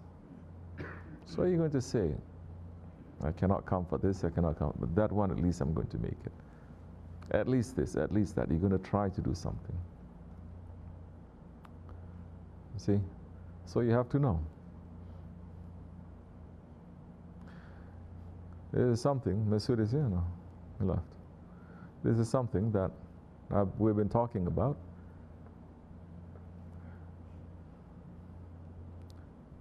You don't understand, you ask. When you don't ask, that means you don't want to understand. It's okay if you don't want to understand and there's nothing going on, but if you have wrong ideas and you don't want to understand, shaitan will very quickly will be in your sohbat. So I said, you know, lately I've been praying 4 rakats sunnat after Isha. Years we're praying 2 rakats, no? I remember, I don't need anyone's validation to say, are you there, are you there, are you there? Because I used to say that just to make people to feel nice, and they think that, oh, he needs my support, my validation because I was there. I don't need none. Shaykh Effendi used to pray 4 rakats after Isha, so many years, so many years. Specifically, I remember Ramazan, he prayed 2 rakats, and he's saying, because I was thinking I'm being a little bit lazy. Of course, he's being humble, because I already prayed. We're going to pray Taraweeh, and I'm praying 2 rakats instead of 4. Then I decided to pray 4, just to relive that. Those who don't know, or don't ask, or are confused, you're going to say, why is he changing things? Why is he changing it? Shaykh Ibn always uses it. Why is he doing this? Why is he not doing this? Saying something? Oh, you want to say you are here. Okay, welcome to you. Mawlavi. Malvi? How do you say? Molvi. Not Mawlavi, Molvi. Are they supposed to be the same? Not for Mawla. Mavi Saab. Like that shitty European car, Saab. Anyway, so where was I? So I decided to. Then later I found out that specifically Holy Prophet ﷺ is saying, if you pray 4 rakats after the farz of Isha, and you pray 2 rakats before the farz of Fajr, it is as if you spend the whole night in tahajjud. So we're not spending whole night in tahajjud. Not you, not me. Astaghfirullah. Sometimes we pray a little bit here and there. People seeing us 3 o'clock, 4 o'clock. Sometimes they're scared when they see me. Sometimes I come out and get scared when I see them. They're just appearing like that too. So, things like that, you understand? You say, I'm not doing, let me at least. Our Lord is so patient, so easy. It's so easy on us. It's not as if Shariat, it's not the Shariat of the Bani Israel. Huh? This is Shariat of the Ummah Muhammad ﷺ. Not one way, thousands of ways Allah is saying, you cannot do this, do this, you cannot do this, do this, do this, do this, do this, do this, do this. So many choices. So, and the khutbah is speaking about that too, no? How the 2 rakats of Fajr, it is very important. Especially praying Fajr now in Jamaat. By force, murids, I have to say, at least 1 time a week, pray Jamaat. Because there's something in there for you. This is not like collecting money, heavenly money, so you can go to better stations in the Jannah. This is not. This is about our survival. This is about our survival. This is about our protection of our faith here, right now. If we don't do all these kinds of things, very easy for shaitan to trick us, our ego to trick us. You understand? So, like it is, I'm watching people also. People have stopped, murids have stopped carrying tasbih in your hands. That's why I'm banning, at least, when you're here at the Dergah, especially we finish dinner, this kind of a thing, I'm banning for your phone to be with you. Because to pull the tasbih, everyone is busy. No, I'm texting someone, or I'm posting this. No need. Especially at the Dergah. In a holy land, if you do one good thing, it is as if you did thousands, you know. It's more blessings. So try to pull away from that as much as you can. Not necessary, have a tasbih around you. It is so important, this is zikr, that, is it on? Okay, it is so important that there's a hadith of the Prophet ﷺ who says the person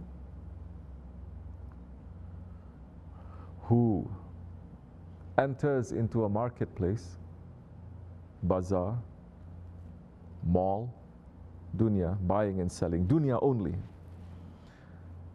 but he's going in there and saying, Ashhadu an la ilaha illallah wa ashhadu anna Muhammadan abduhu wa rasuluh. He's saying that, and his faith is intact, and he comes out from that bazaar and he goes back. It is as if he has gone to the Hajj and his Hajj is accepted. What do we get from this? The more difficult the situation, the more the situation is pulling you towards this dunya or your desire or shaitan, and more you're remembering Allah, more blessing comes to you, more protection comes to you, more understanding, more opening of your heart, because it's that time you are in the middle of their headquarters, And you're declaring shahadat. You're declaring war on them. And you're defeating them. You understand? So, carry your tasbih around a little bit more. Long tasbih, short tasbih, it doesn't matter. Have that. It doesn't matter if people are going to say something to you or not going to say something to you. As Shaykh is saying, this is a reminder. You don't have a tasbih, you're saying Allah, Allah, Allah, Allah in your heart, oh, quickly you forget. You have this, you're saying Allahumma. You're talking, but you're holding this, it's reminding you again. Right away, you say Allahumma. Whatever you're doing, you can be talking to someone, have a tasbih around you. It is important these days. If there's anything, let that to be our, what they call here? New Year coming. They say our what? Huh? New Year's resolution. To have that. Don't just get fancy tasbihs without using it. That's a reason. Walking around, have that, it's okay. To just have it in your pockets, especially for the men, to just feel that. It gives you power, it gives you reassurance. Allah, because it's reminding you of Allah. So, do things that will strengthen you. Inshallah. So, be smart, be intelligent. Holy days, holy nights coming. Like for example, Muharram is entering when? You still fighting? Huh? When? Sunday night. No more. Now the Maidan is yours. Don't get proud. Sunday night is entering. Monday is the new year. Make the intention that you're going to fast on Monday for the new year to enter. Make the intention. If you can fast, it's good. If it's very, very, very difficult for you, like this or like that, then at least you made the intention. Meaning you're holding it to be special.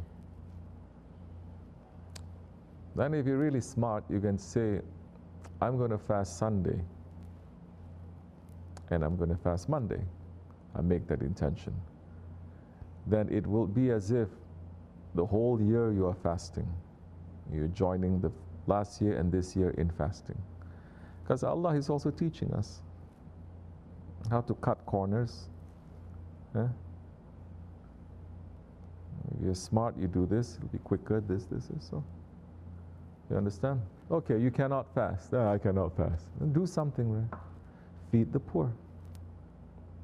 That's why I'm saying that Murids here are very spoiled. Well, what can I do?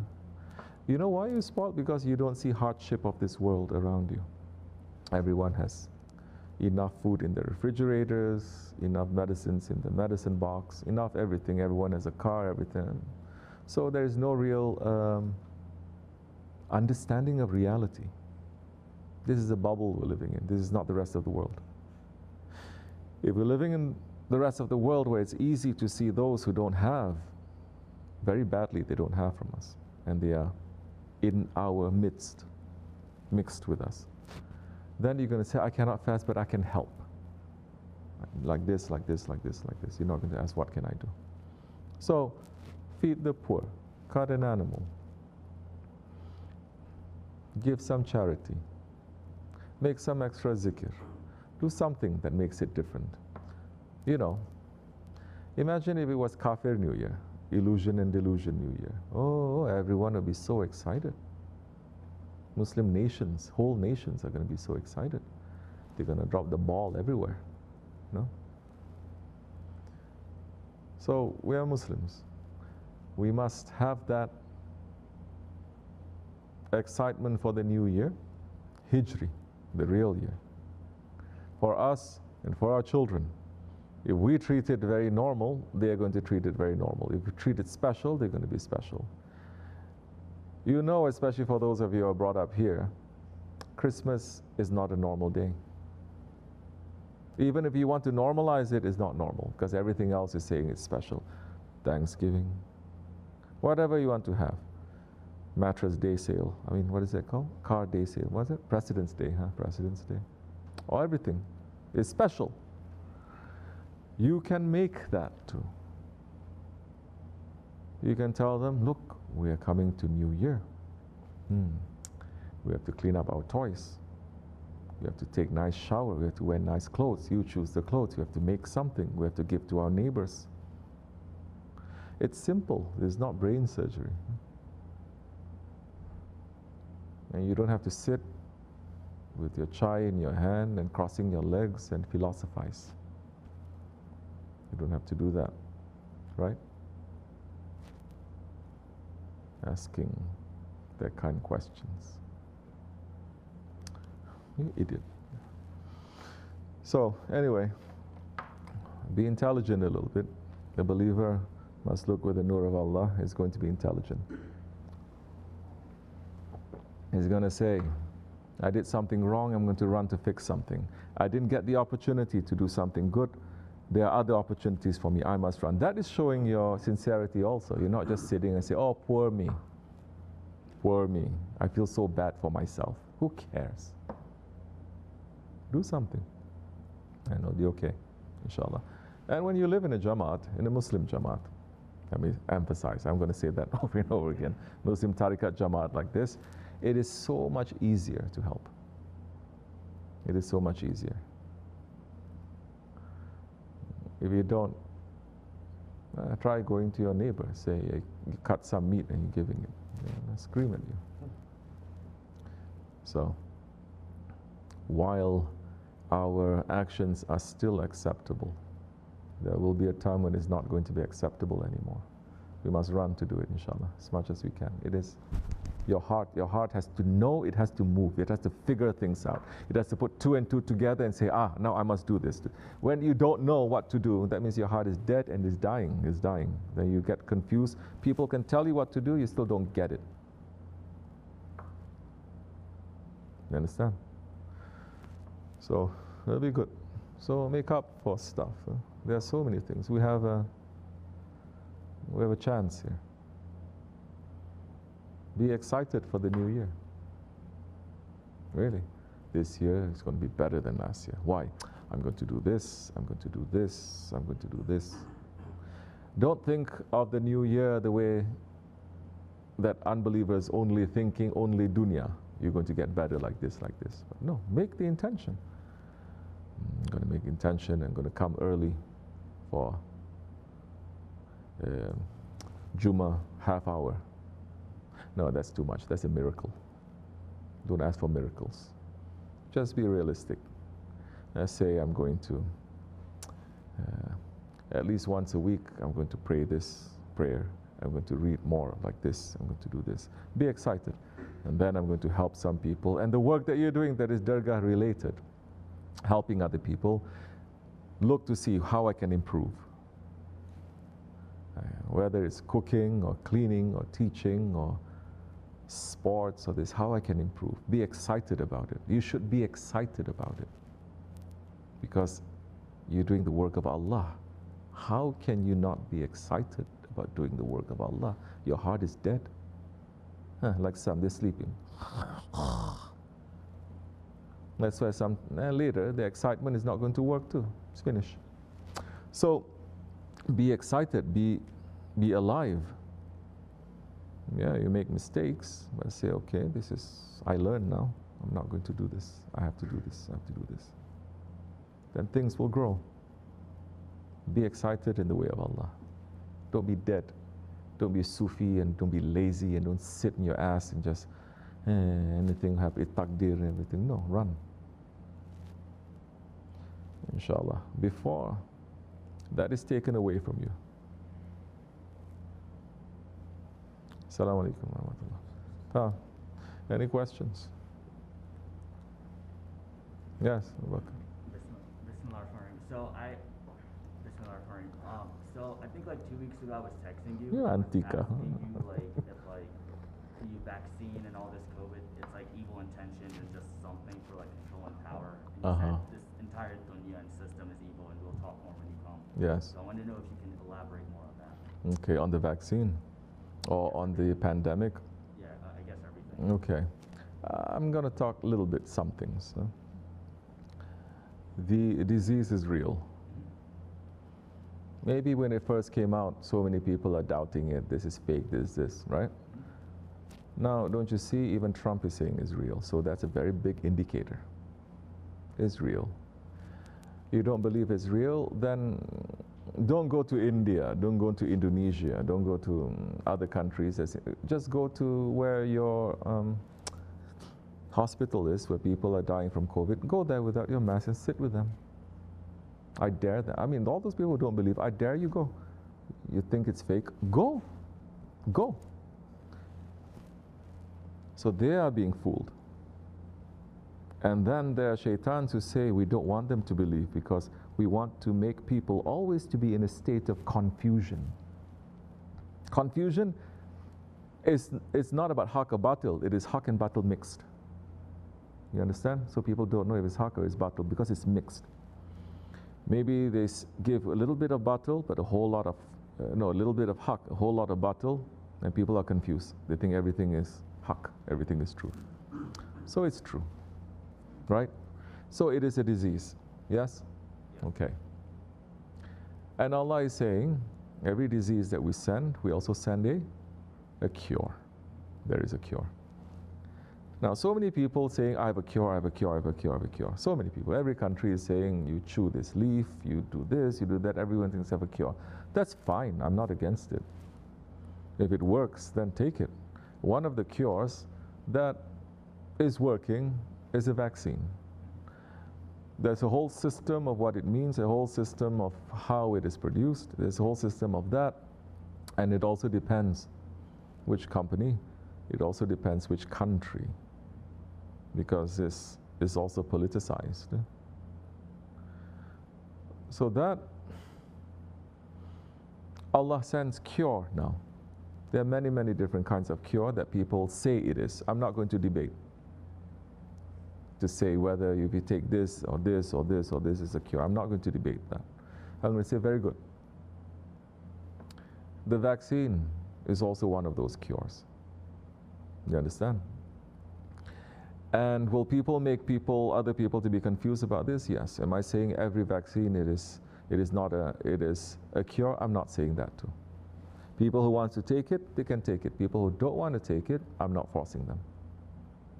But the intention, it is clear now what you have to do to take it. If you think that you're protected and you have nothing to do with this, you're not going to be exposing yourself, don't. I'm not forcing you. But if the situation happens and it is passed, and it's proven that the vaccine is there to help you, and you're not taking it, then the responsibility is on you, it's not on me. If you believe that you are going to be protected, then that's your belief, and I'll pray for you. You understand? So, now, are people going to get confused? It is the nature of Akhir Zaman that people will be confused about every single thing.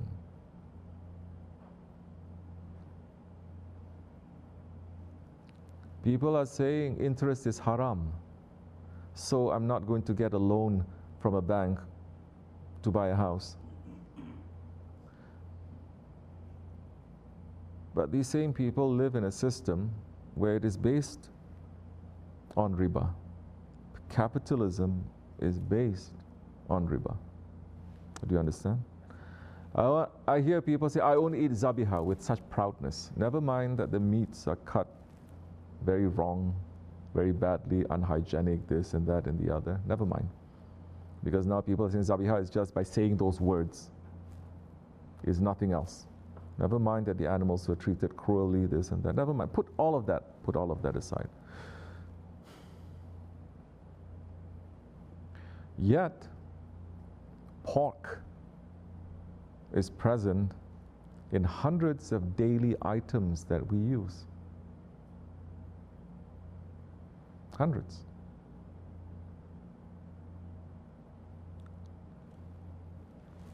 So our Shaykh is saying, in terms of these kinds of things, don't dig too deeply. We live in a system now that is not Khilafat, that's not based on truth. We live in a system now, everything is wrong.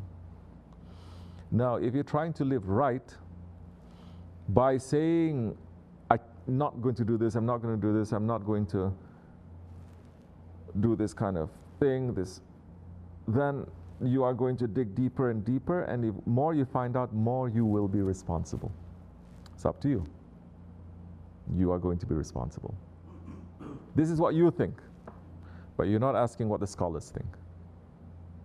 Individual. Religion has become individualistic. Islam has become individual. Who cares? You think Hazrat Umar cared? He set up, he was walking around with a whip in his hand.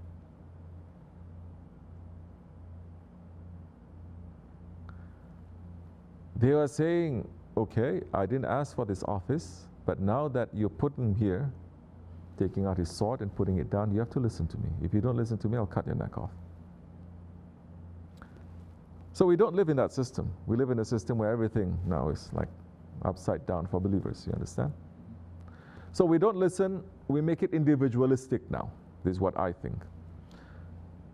The one who has no shaykh is shaitan. Or his shaykh is Google. Yes. And that is dangerous. Now if you're following scholars, then there's more protection for you. I'm not saying all scholars are also good, but at least there's some protection for you. If you're following sheikhs, more protection for you. If you're following rightly guided sheikhs, there's more protection for you. You understand? Look to see what they're saying. Look to see what they're doing, because it has wisdom now. Don't go according to your idea of what Shariat and Tariqat is. That will confuse you. It will burn you out, because you cannot carry it. It's not meant to be. So now, there are some vaccines that are no good, not so great. There are some vaccines that are better. Do we need more time? We need more time with everything. People are not understanding vaccines were first invented by the Muslims and by the Ottomans. Because they just get fooled by this. It used to be a time when, let's say, I'm generalizing, 99% of America only believes in mainstream news. Okay? Then a few voices that's standing up against that, and they're saying, no, this is the other side of the story.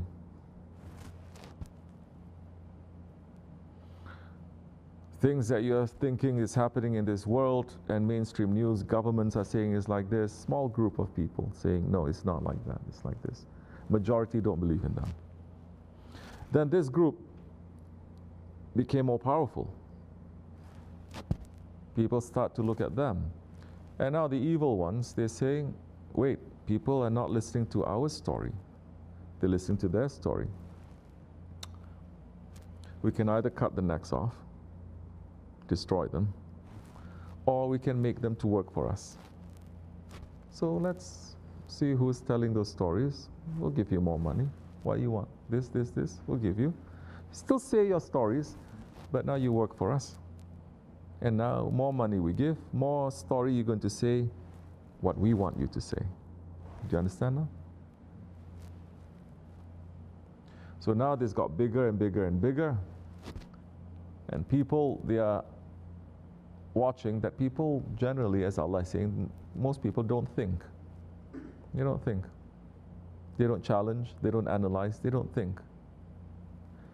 And these kinds of things is better. People think that they are thinking, but they're not. It's just opposite to this. But no one is looking at this and thinking also, wait, what about this, what about this, what about this?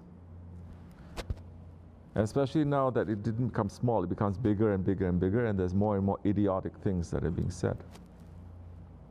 And some people thinking, because it's gone bigger, there are sellouts also here, it is still the same as before when it was small and it was more sincere. You understand? So there is confusion there. Dajjal will confuse you. So now, the reason for that is we are asking that whatever that we have in our life, our properties, our lives, our health, our worship, everything, it is for the sake of Allah. Okay? The disease is real. the cure like this or like that. The most effective is what it is, the vaccines. Do you believe the vaccine is going to cure you? We are believers. We believe Allah is going to cure us. But Allah will use different means. You understand?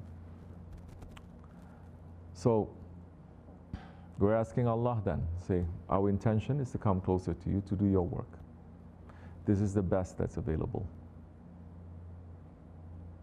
It's not that great, it's not 100%, there are this and this, but we're asking you because you are more powerful than this. And our intention is for your sake. Same Hazrat Umar who took the poison and he drank. Poison is supposed to kill you. And he drank. But with that faith, it didn't kill him. You understand? So, the aim is for confusion. Believers should not be confused now. Especially now, now it's worse because in a few decades ago maybe, like if you want to find alternative news or reports, you find a small group, small struggling voice that makes you think, that is so interesting, that is not so stupid. You understand? That's not been taken over. You can still go there. And now this has grown so loud that it's worse than this. And now for those who are looking for real news now, they have to now read between the lines of everything. They cannot go here, they cannot go here too. The more you have to pull yourself back. And you have to look to your guide and say, what do you say? It's important. If you go according to that, it will suck you in. They've taken over this already. Especially in the West, who are those ones who have taken over? Those ones who are very, very strong in feeling that they should destroy Islam. I'm speaking very openly. Yes? Not that these ones are any better, but these ones at least they look nice. So now we have to take a little bit of this, a little bit of that, a little bit of this, a little bit of that. Then we have to say, what do you say? Your guide. Then we say, read like this, pull yourself back. Cure is coming from Allah. You understand?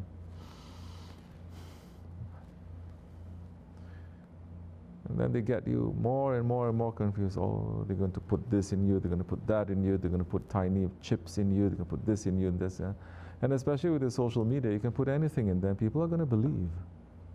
So the ground is perfect for that kind of situation, you understand? Because people don't want to think and they don't want to analyze, they don't want to sift through it. They just want to just believe like that. So it's dangerous. Now, doesn't matter, that disease, again, not necessarily to say the disease is coming from China or from America or from this. No, the disease is coming from Allah. He sent it. He sent it because we deserve it. To wake up. It is like a last chance for all of humanity to wake up and to say, who is your Lord? What have you done to this world?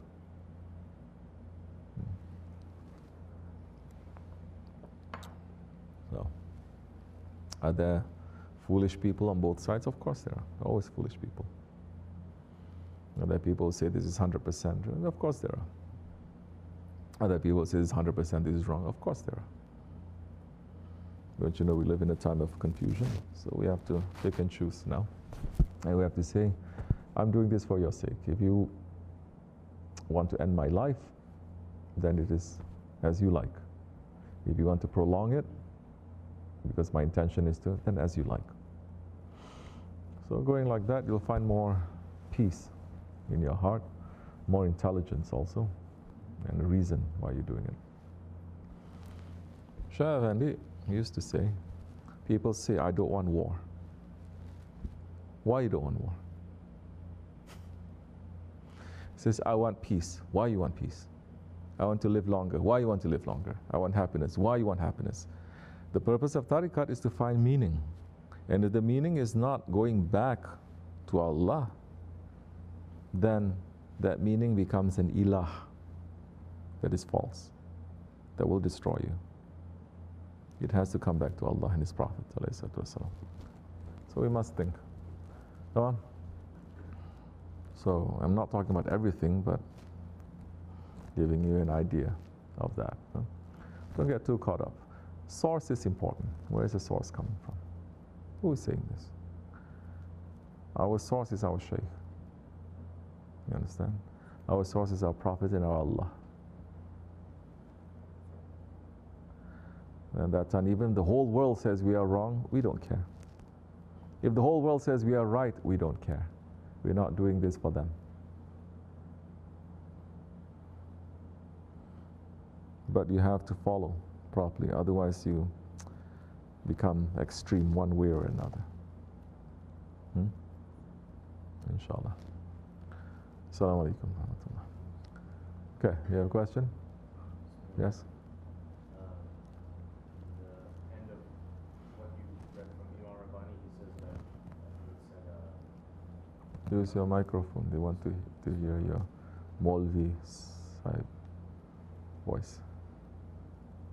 Go ahead. in the end of what you read from It's not working. In the end of what?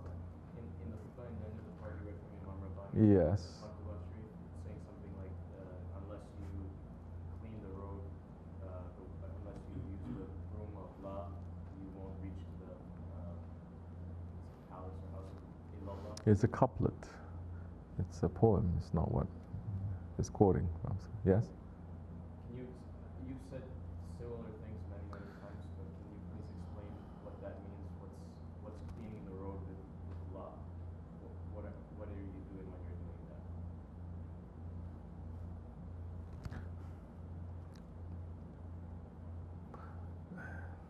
What are you doing? When you're doing what? If you're cleaning the road ahead of you with the broom of La, Uh-huh. he's saying that's the high language, just for our understanding. What does that mean practically? What are we doing when we do that? Get rid of the ilahs. La means no. La is not. You have no sense of humor. The note to follow. So, La means no. Right? So, La, no, ilah, no gods, no realities, nothing. It just doesn't mean one but here, one idol here. No. It means nothing. No creator other than that one creator. No reality other than that one reality. La. Ilah. Except for Allah. You understand?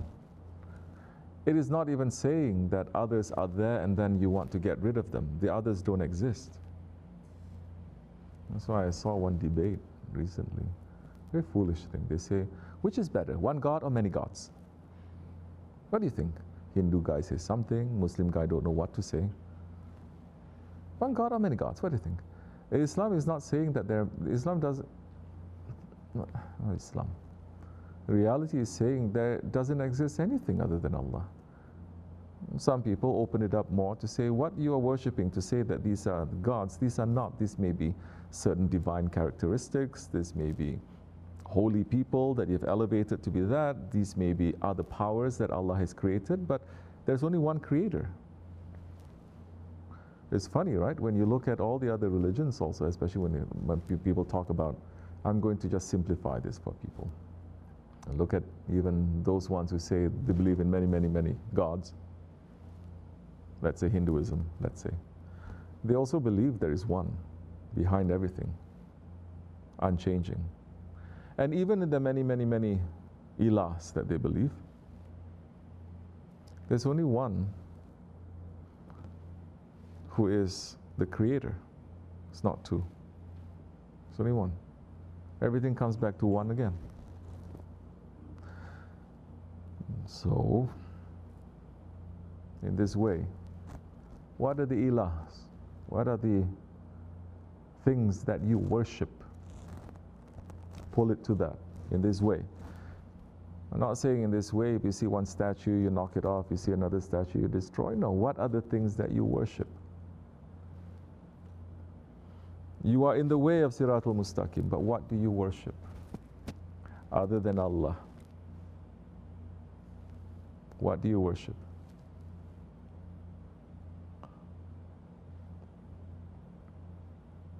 You worship yourself. You think you're better than other people. You think you're better than the sheikh.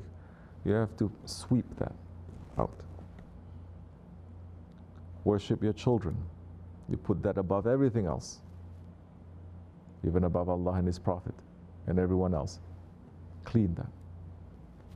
Husbands, wives, careers, family, nationality, your arrogance, your intelligence you think is better than everyone else. La. Sweep it with La. Clean it. So what there has to be only is Allah. Now, it doesn't mean that Allah. Now we're going to understand Allah through His Holy Prophet ﷺ. You're going to understand Holy Prophet ﷺ not through your own ego or your own intelligence. You cannot. You have to understand through His inheritor. So now, if you say, I want to see the sun, and we're saying use this telescope, you'll say, says, no, I refuse to. I want to see it with my own eyes. You'll destroy yourself. In every way, you'll destroy yourself. Not even little insect jumping distance to reach to the sun, you will destroy yourself because you cannot carry it. Now with that telescope, you can see everything. You understand? And that telescope is not saying, I am the sun. Never. And never you're going to believe that the sun is in the telescope. So those ones who are saying, no. Only Allah, not the Prophet, not anyone else. They are putting themselves as a partner to Allah.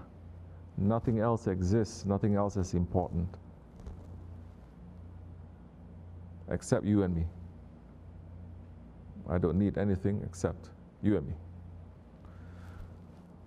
So that's a problem. So you have to sweep everything, and what you'll have left is the road. Couplet is also not saying what you have is Allah. It says you have the road. And the road will lead you to illallah. What is the road? The path, the way. And there are people along the way who's going to help you to reach there, because you cannot travel on the road alone also, by yourself. You cannot. It'll be very, very, very dangerous, meaning you will lose your faith. You'll be punished for it too. Okay? So something like that. We feel shame and shy to open up words of Imam Rabbani or our show or anyone else. We're asking for their support. What is necessary for us to understand, and we put it in very simple ways for everyone to understand. Simple language too. May their blessings reach to us, inshallah. Fatiha. Any other question? Yes? Bismillahirrahmanirrahim. I spoke with my mom earlier. She asked me to ask you to pray for her and her sister and for her entire family. Inshallah. And then I wanted to ask, what is the role and the job of a murid, especially if they don't live around here? Like, how can, like what is their duty? To who? Then there's another problem, or things to think about. To who? Okay? Because we have different works and jobs for everyone. Okay? What is your duty to Allah, to His Prophet? Then to your shaykh, to your parents, to everyone. And your shaykh is going to tell you what your duty is to each and every one clearly. Your responsibility as a murid, especially if you don't live here, Not as a Muslim. As a Muslim, you pray 5 times a day. That's assumed that you're doing it, which, inshallah, people are. Make your zikr every day. That will start opening certain things up. Keep up the sohbats and the zikr. This is not small, because so many people who ask me this, what can we do? I just say, are you listening to sohbats? No. Are you making zikr every week? No. I said, then what can we do? There is no foundation. There's no foundation, you understand? So do that first. Your foundation is your namaz and everything you're supposed to do. And then the foundation of that, when it's established, then you're going to do your zikr and you're going to listen to the sohbats. Your responsibility is to put the sohbat in your life. Not let the sohbat just like this, or one ear in, 1 ear out. Put it, apply it, think about it, test it, taste it, digest it, think about it. When you actively do that, because you're asking questions in the way of Allah, the answers will come. And then you see the look of an inquisitive person, the look of a person who's curious and who's finding out, discovering things. His look is very different from the one who's not discovering, the one who doesn't care. Yes? Just on the look you can see. One, his eye is just glazed over. The other one is always trying to figure, thinking something out, looking at things and understanding. You know the look, and you know the feeling also. When you're no longer curious and interested in applying and putting things in understanding and discovering, when you no longer have that, your heart is dead. Now, when your heart is dying from that, then this tariqat is very boring. What is interesting? Your own boring lives is very interesting. What you do. Working is interesting. Going home is interesting. Hanging out is interesting. Watching TV is interesting. Doing all those things interesting for a while. And not only interesting, it's more enjoyable. Because whatever interests you must be, you enjoy from it too, no? If it doesn't interest you, then you don't enjoy from it. When you don't enjoy from this, then everything is boring. You don't see the sense in that. So you jump to something else, only for a while. That is going to finish too. Because your heart will not be satisfied unless you say Allah. Your heart will not be satisfied unless you're with people who say Allah. And especially if you come here, you taste that already, and you go out, you can never find the same taste, never quench the same taste, never. You can go everywhere else. This is why it's dangerous. So, try to think. Then what else do you do? Once you're trying to look for an answer, you don't just go to the sheikh. I'm making it very easy. In reality, it's not so good manners to just go to the sheikh every time. We're making it easy for people, a little bit here and there, but you should know your balance also, no? Then you're going to go to someone, maybe this one knows, and you're going to learn, maybe this one knows this much, and the other one knows this much, and this much, and this much. So when you start talking to people, spending time with people, trying to figure out sohbats, because sohbat just is not sohbat. Sohbat is everything, past, present, and future, individuals and cosmic. It's everything that is there. When you're trying to figure out, and you're trying to talk to people, and then in effect, you are already in Jamaat. You are far away physically, but you're in Jamaat. And not only that, you're going to say, okay, what happened today? Oh, this guy got bitten by a dog. Allah, Allah. It's as if you are there, and you feel. People, funny things are happening and you're laughing. Sad things are happening and you're crying. Things that are good things that are happening and you feel happy and you want to participate. You are far away, but you're part of the Jamaat. Because you feel it. You understand? People can be here physically, but their heart is very far away. That's dangerous. Because that heart that is far away, shaitan will enter very quickly without you knowing it. Your ego will play tricks and without you knowing it because you're asleep. That's dangerous. In physically you are here and you're showing, but in your heart is very far away. And you think you're hiding it. You think you're fooling people. You're not. It's just the nature of this place. You're not. It's like you're in a hospital and you're trying to fool all the doctors and all the nurses and all the other patients that you are sick. How can you do that? You can't. If they turn their face away, it's just for you to try to fix yourself, give you some space, give you some time, do something. But you get more and more arrogant. You think, I fooled them. I fooled this, I fooled this, I fooled this. And you get more and more sick. Well, that's what you can do. Then, when you say, how can I participate? Well, this one is involved in this project. You say, okay, maybe I can do that. This one is doing this thing. This one is this. Then you are getting yourself involved without even asking me anything.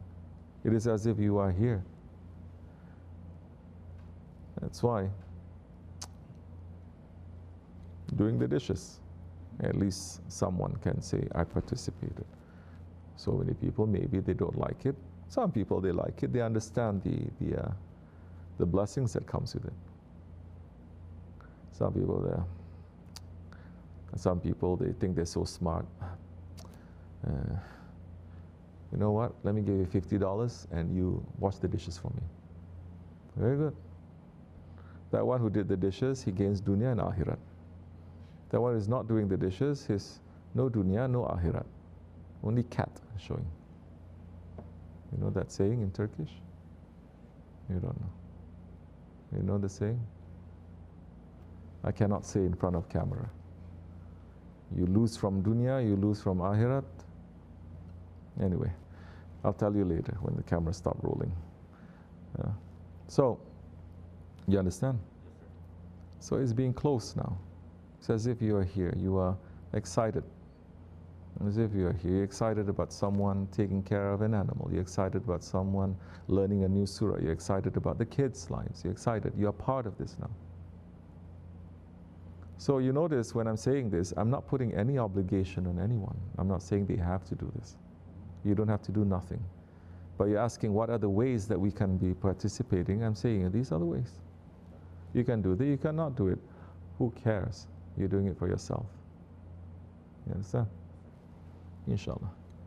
And that's it. Don't cheat. Don't lie. Don't be a tyrant to other people. Yeah? And when people do things to you, be patient.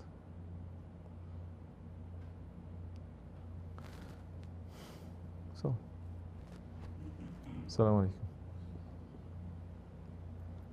Okay. Anything else? Yes? I was talking to somebody today who was talking about doing the dishes the sunnah way. Oh, about that. I didn't finish my thing. Now, people are coming. We're going to send them to the barn also. That's important. That's time to pick up on that sunnah also. Bring your work clothes. Then you're going to go to the barn because you still have sheep and things like that. Go up the mountains. Okay, be a shepherd. We used to have, but Ahmad left also, got busy, I think. Used to come just to become a shepherd. Do that. Have work clothes, especially in the summer months like this. Go feed the animals. Go and shovel shit. The sheep shit. Shovel it. You like those words? You look like, shovel. You understand? Take care of the animals. Smell that. Be in that situation. Don't just come here and do the dhikr. People come here to do the dhikr. Yeah. Go. People are not really, if I don't say, these people are not doing it either. When was the last time you went to the barn? Huh? Few months ago. It's a long time. And he says that without any shame or embarrassment. There's been few months. Without being sorry. See that? A few months ago. Now, that is very American. He doesn't mean it like that, but I know. You understand?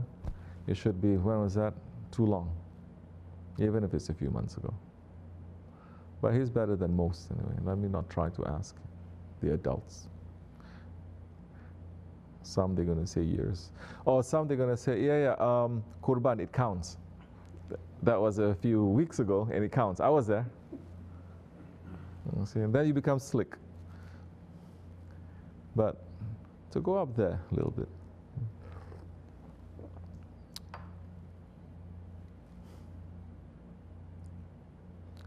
Of course I miss those times when I'm not doing this.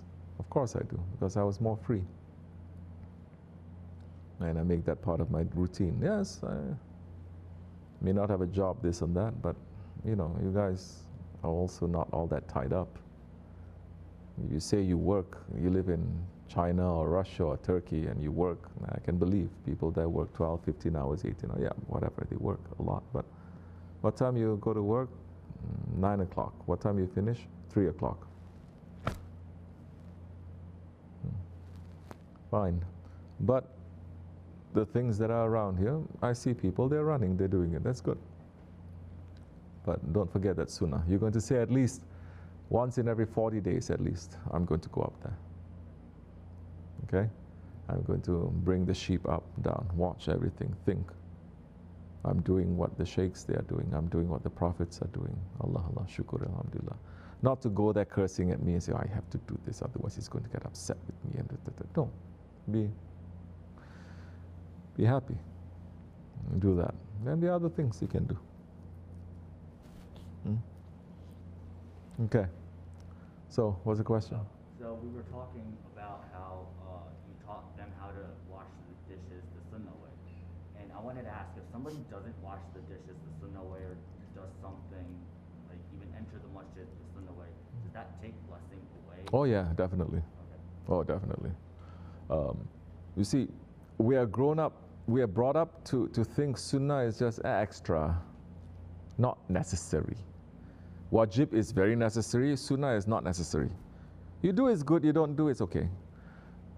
Let me tell you, it is sunnah now to enter into a bathroom with your left foot. Yes? And to exit with your right foot. There are specific spiritual reasons why you have to do that. And it involves shaitans that are inside who will enter, who will exit with you. You understand? So it's not necessary. No, it is very necessary. This is how they destroy the religion. First they take away the sunnats. And then they make you question. All the wajib, all the farz, they make you question that too.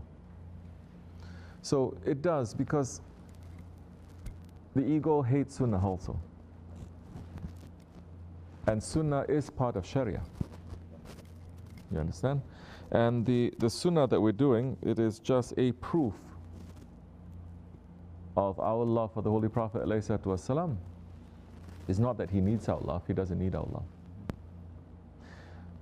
But when you do that, you're pulling the love of Allah to you and the love of His Prophet to you. You're changing yourself.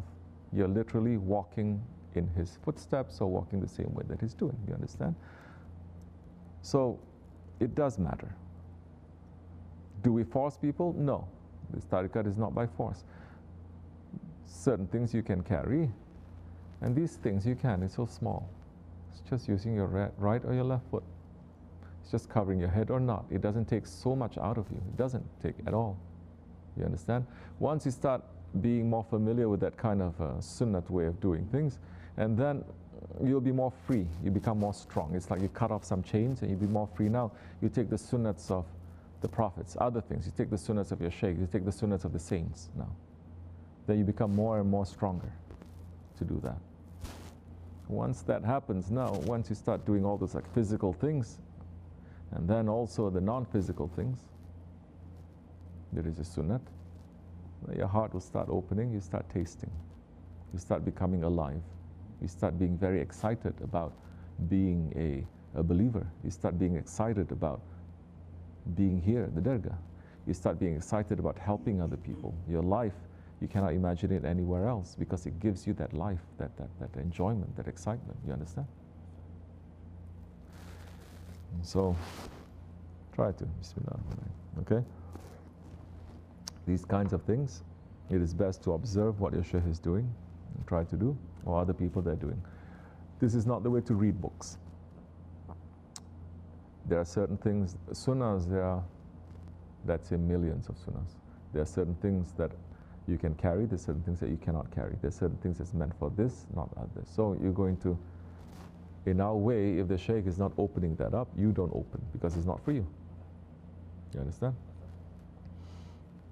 No patient ever thinks when they are listening to a doctor who is like treating them or cutting them up, no patient ever thinks to do his own research and to doubt everything, or to follow 2 or 3 other kinds of doctors also, and to just fight, keep on debating and fighting. No. They say, now we trust and we're seeing good, okay, now we have to submit, and this is the treatment that we are getting. Okay.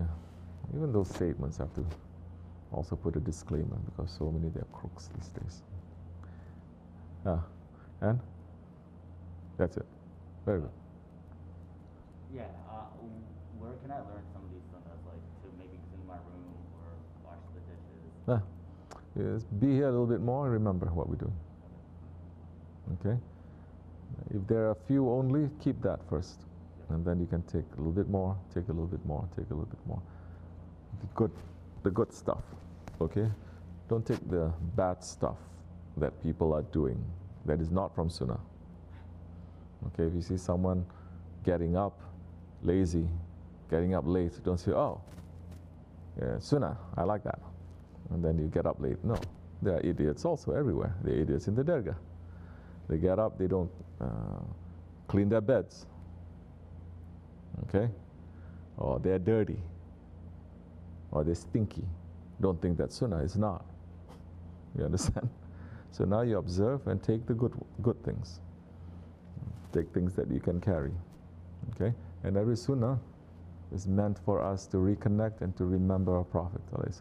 So it's not, we're not far away from him.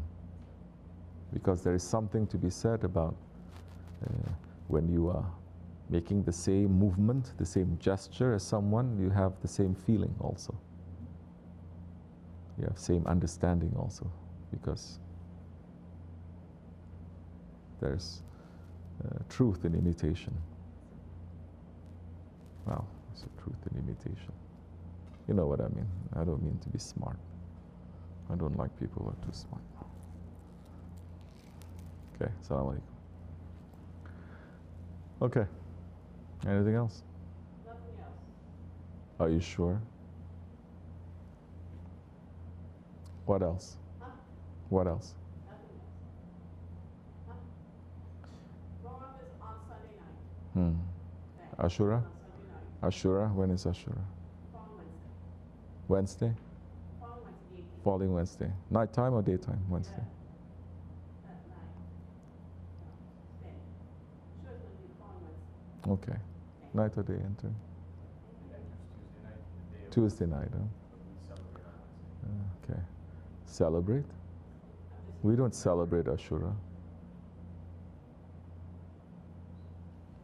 Commemorate Ashura, okay. When is Maulid?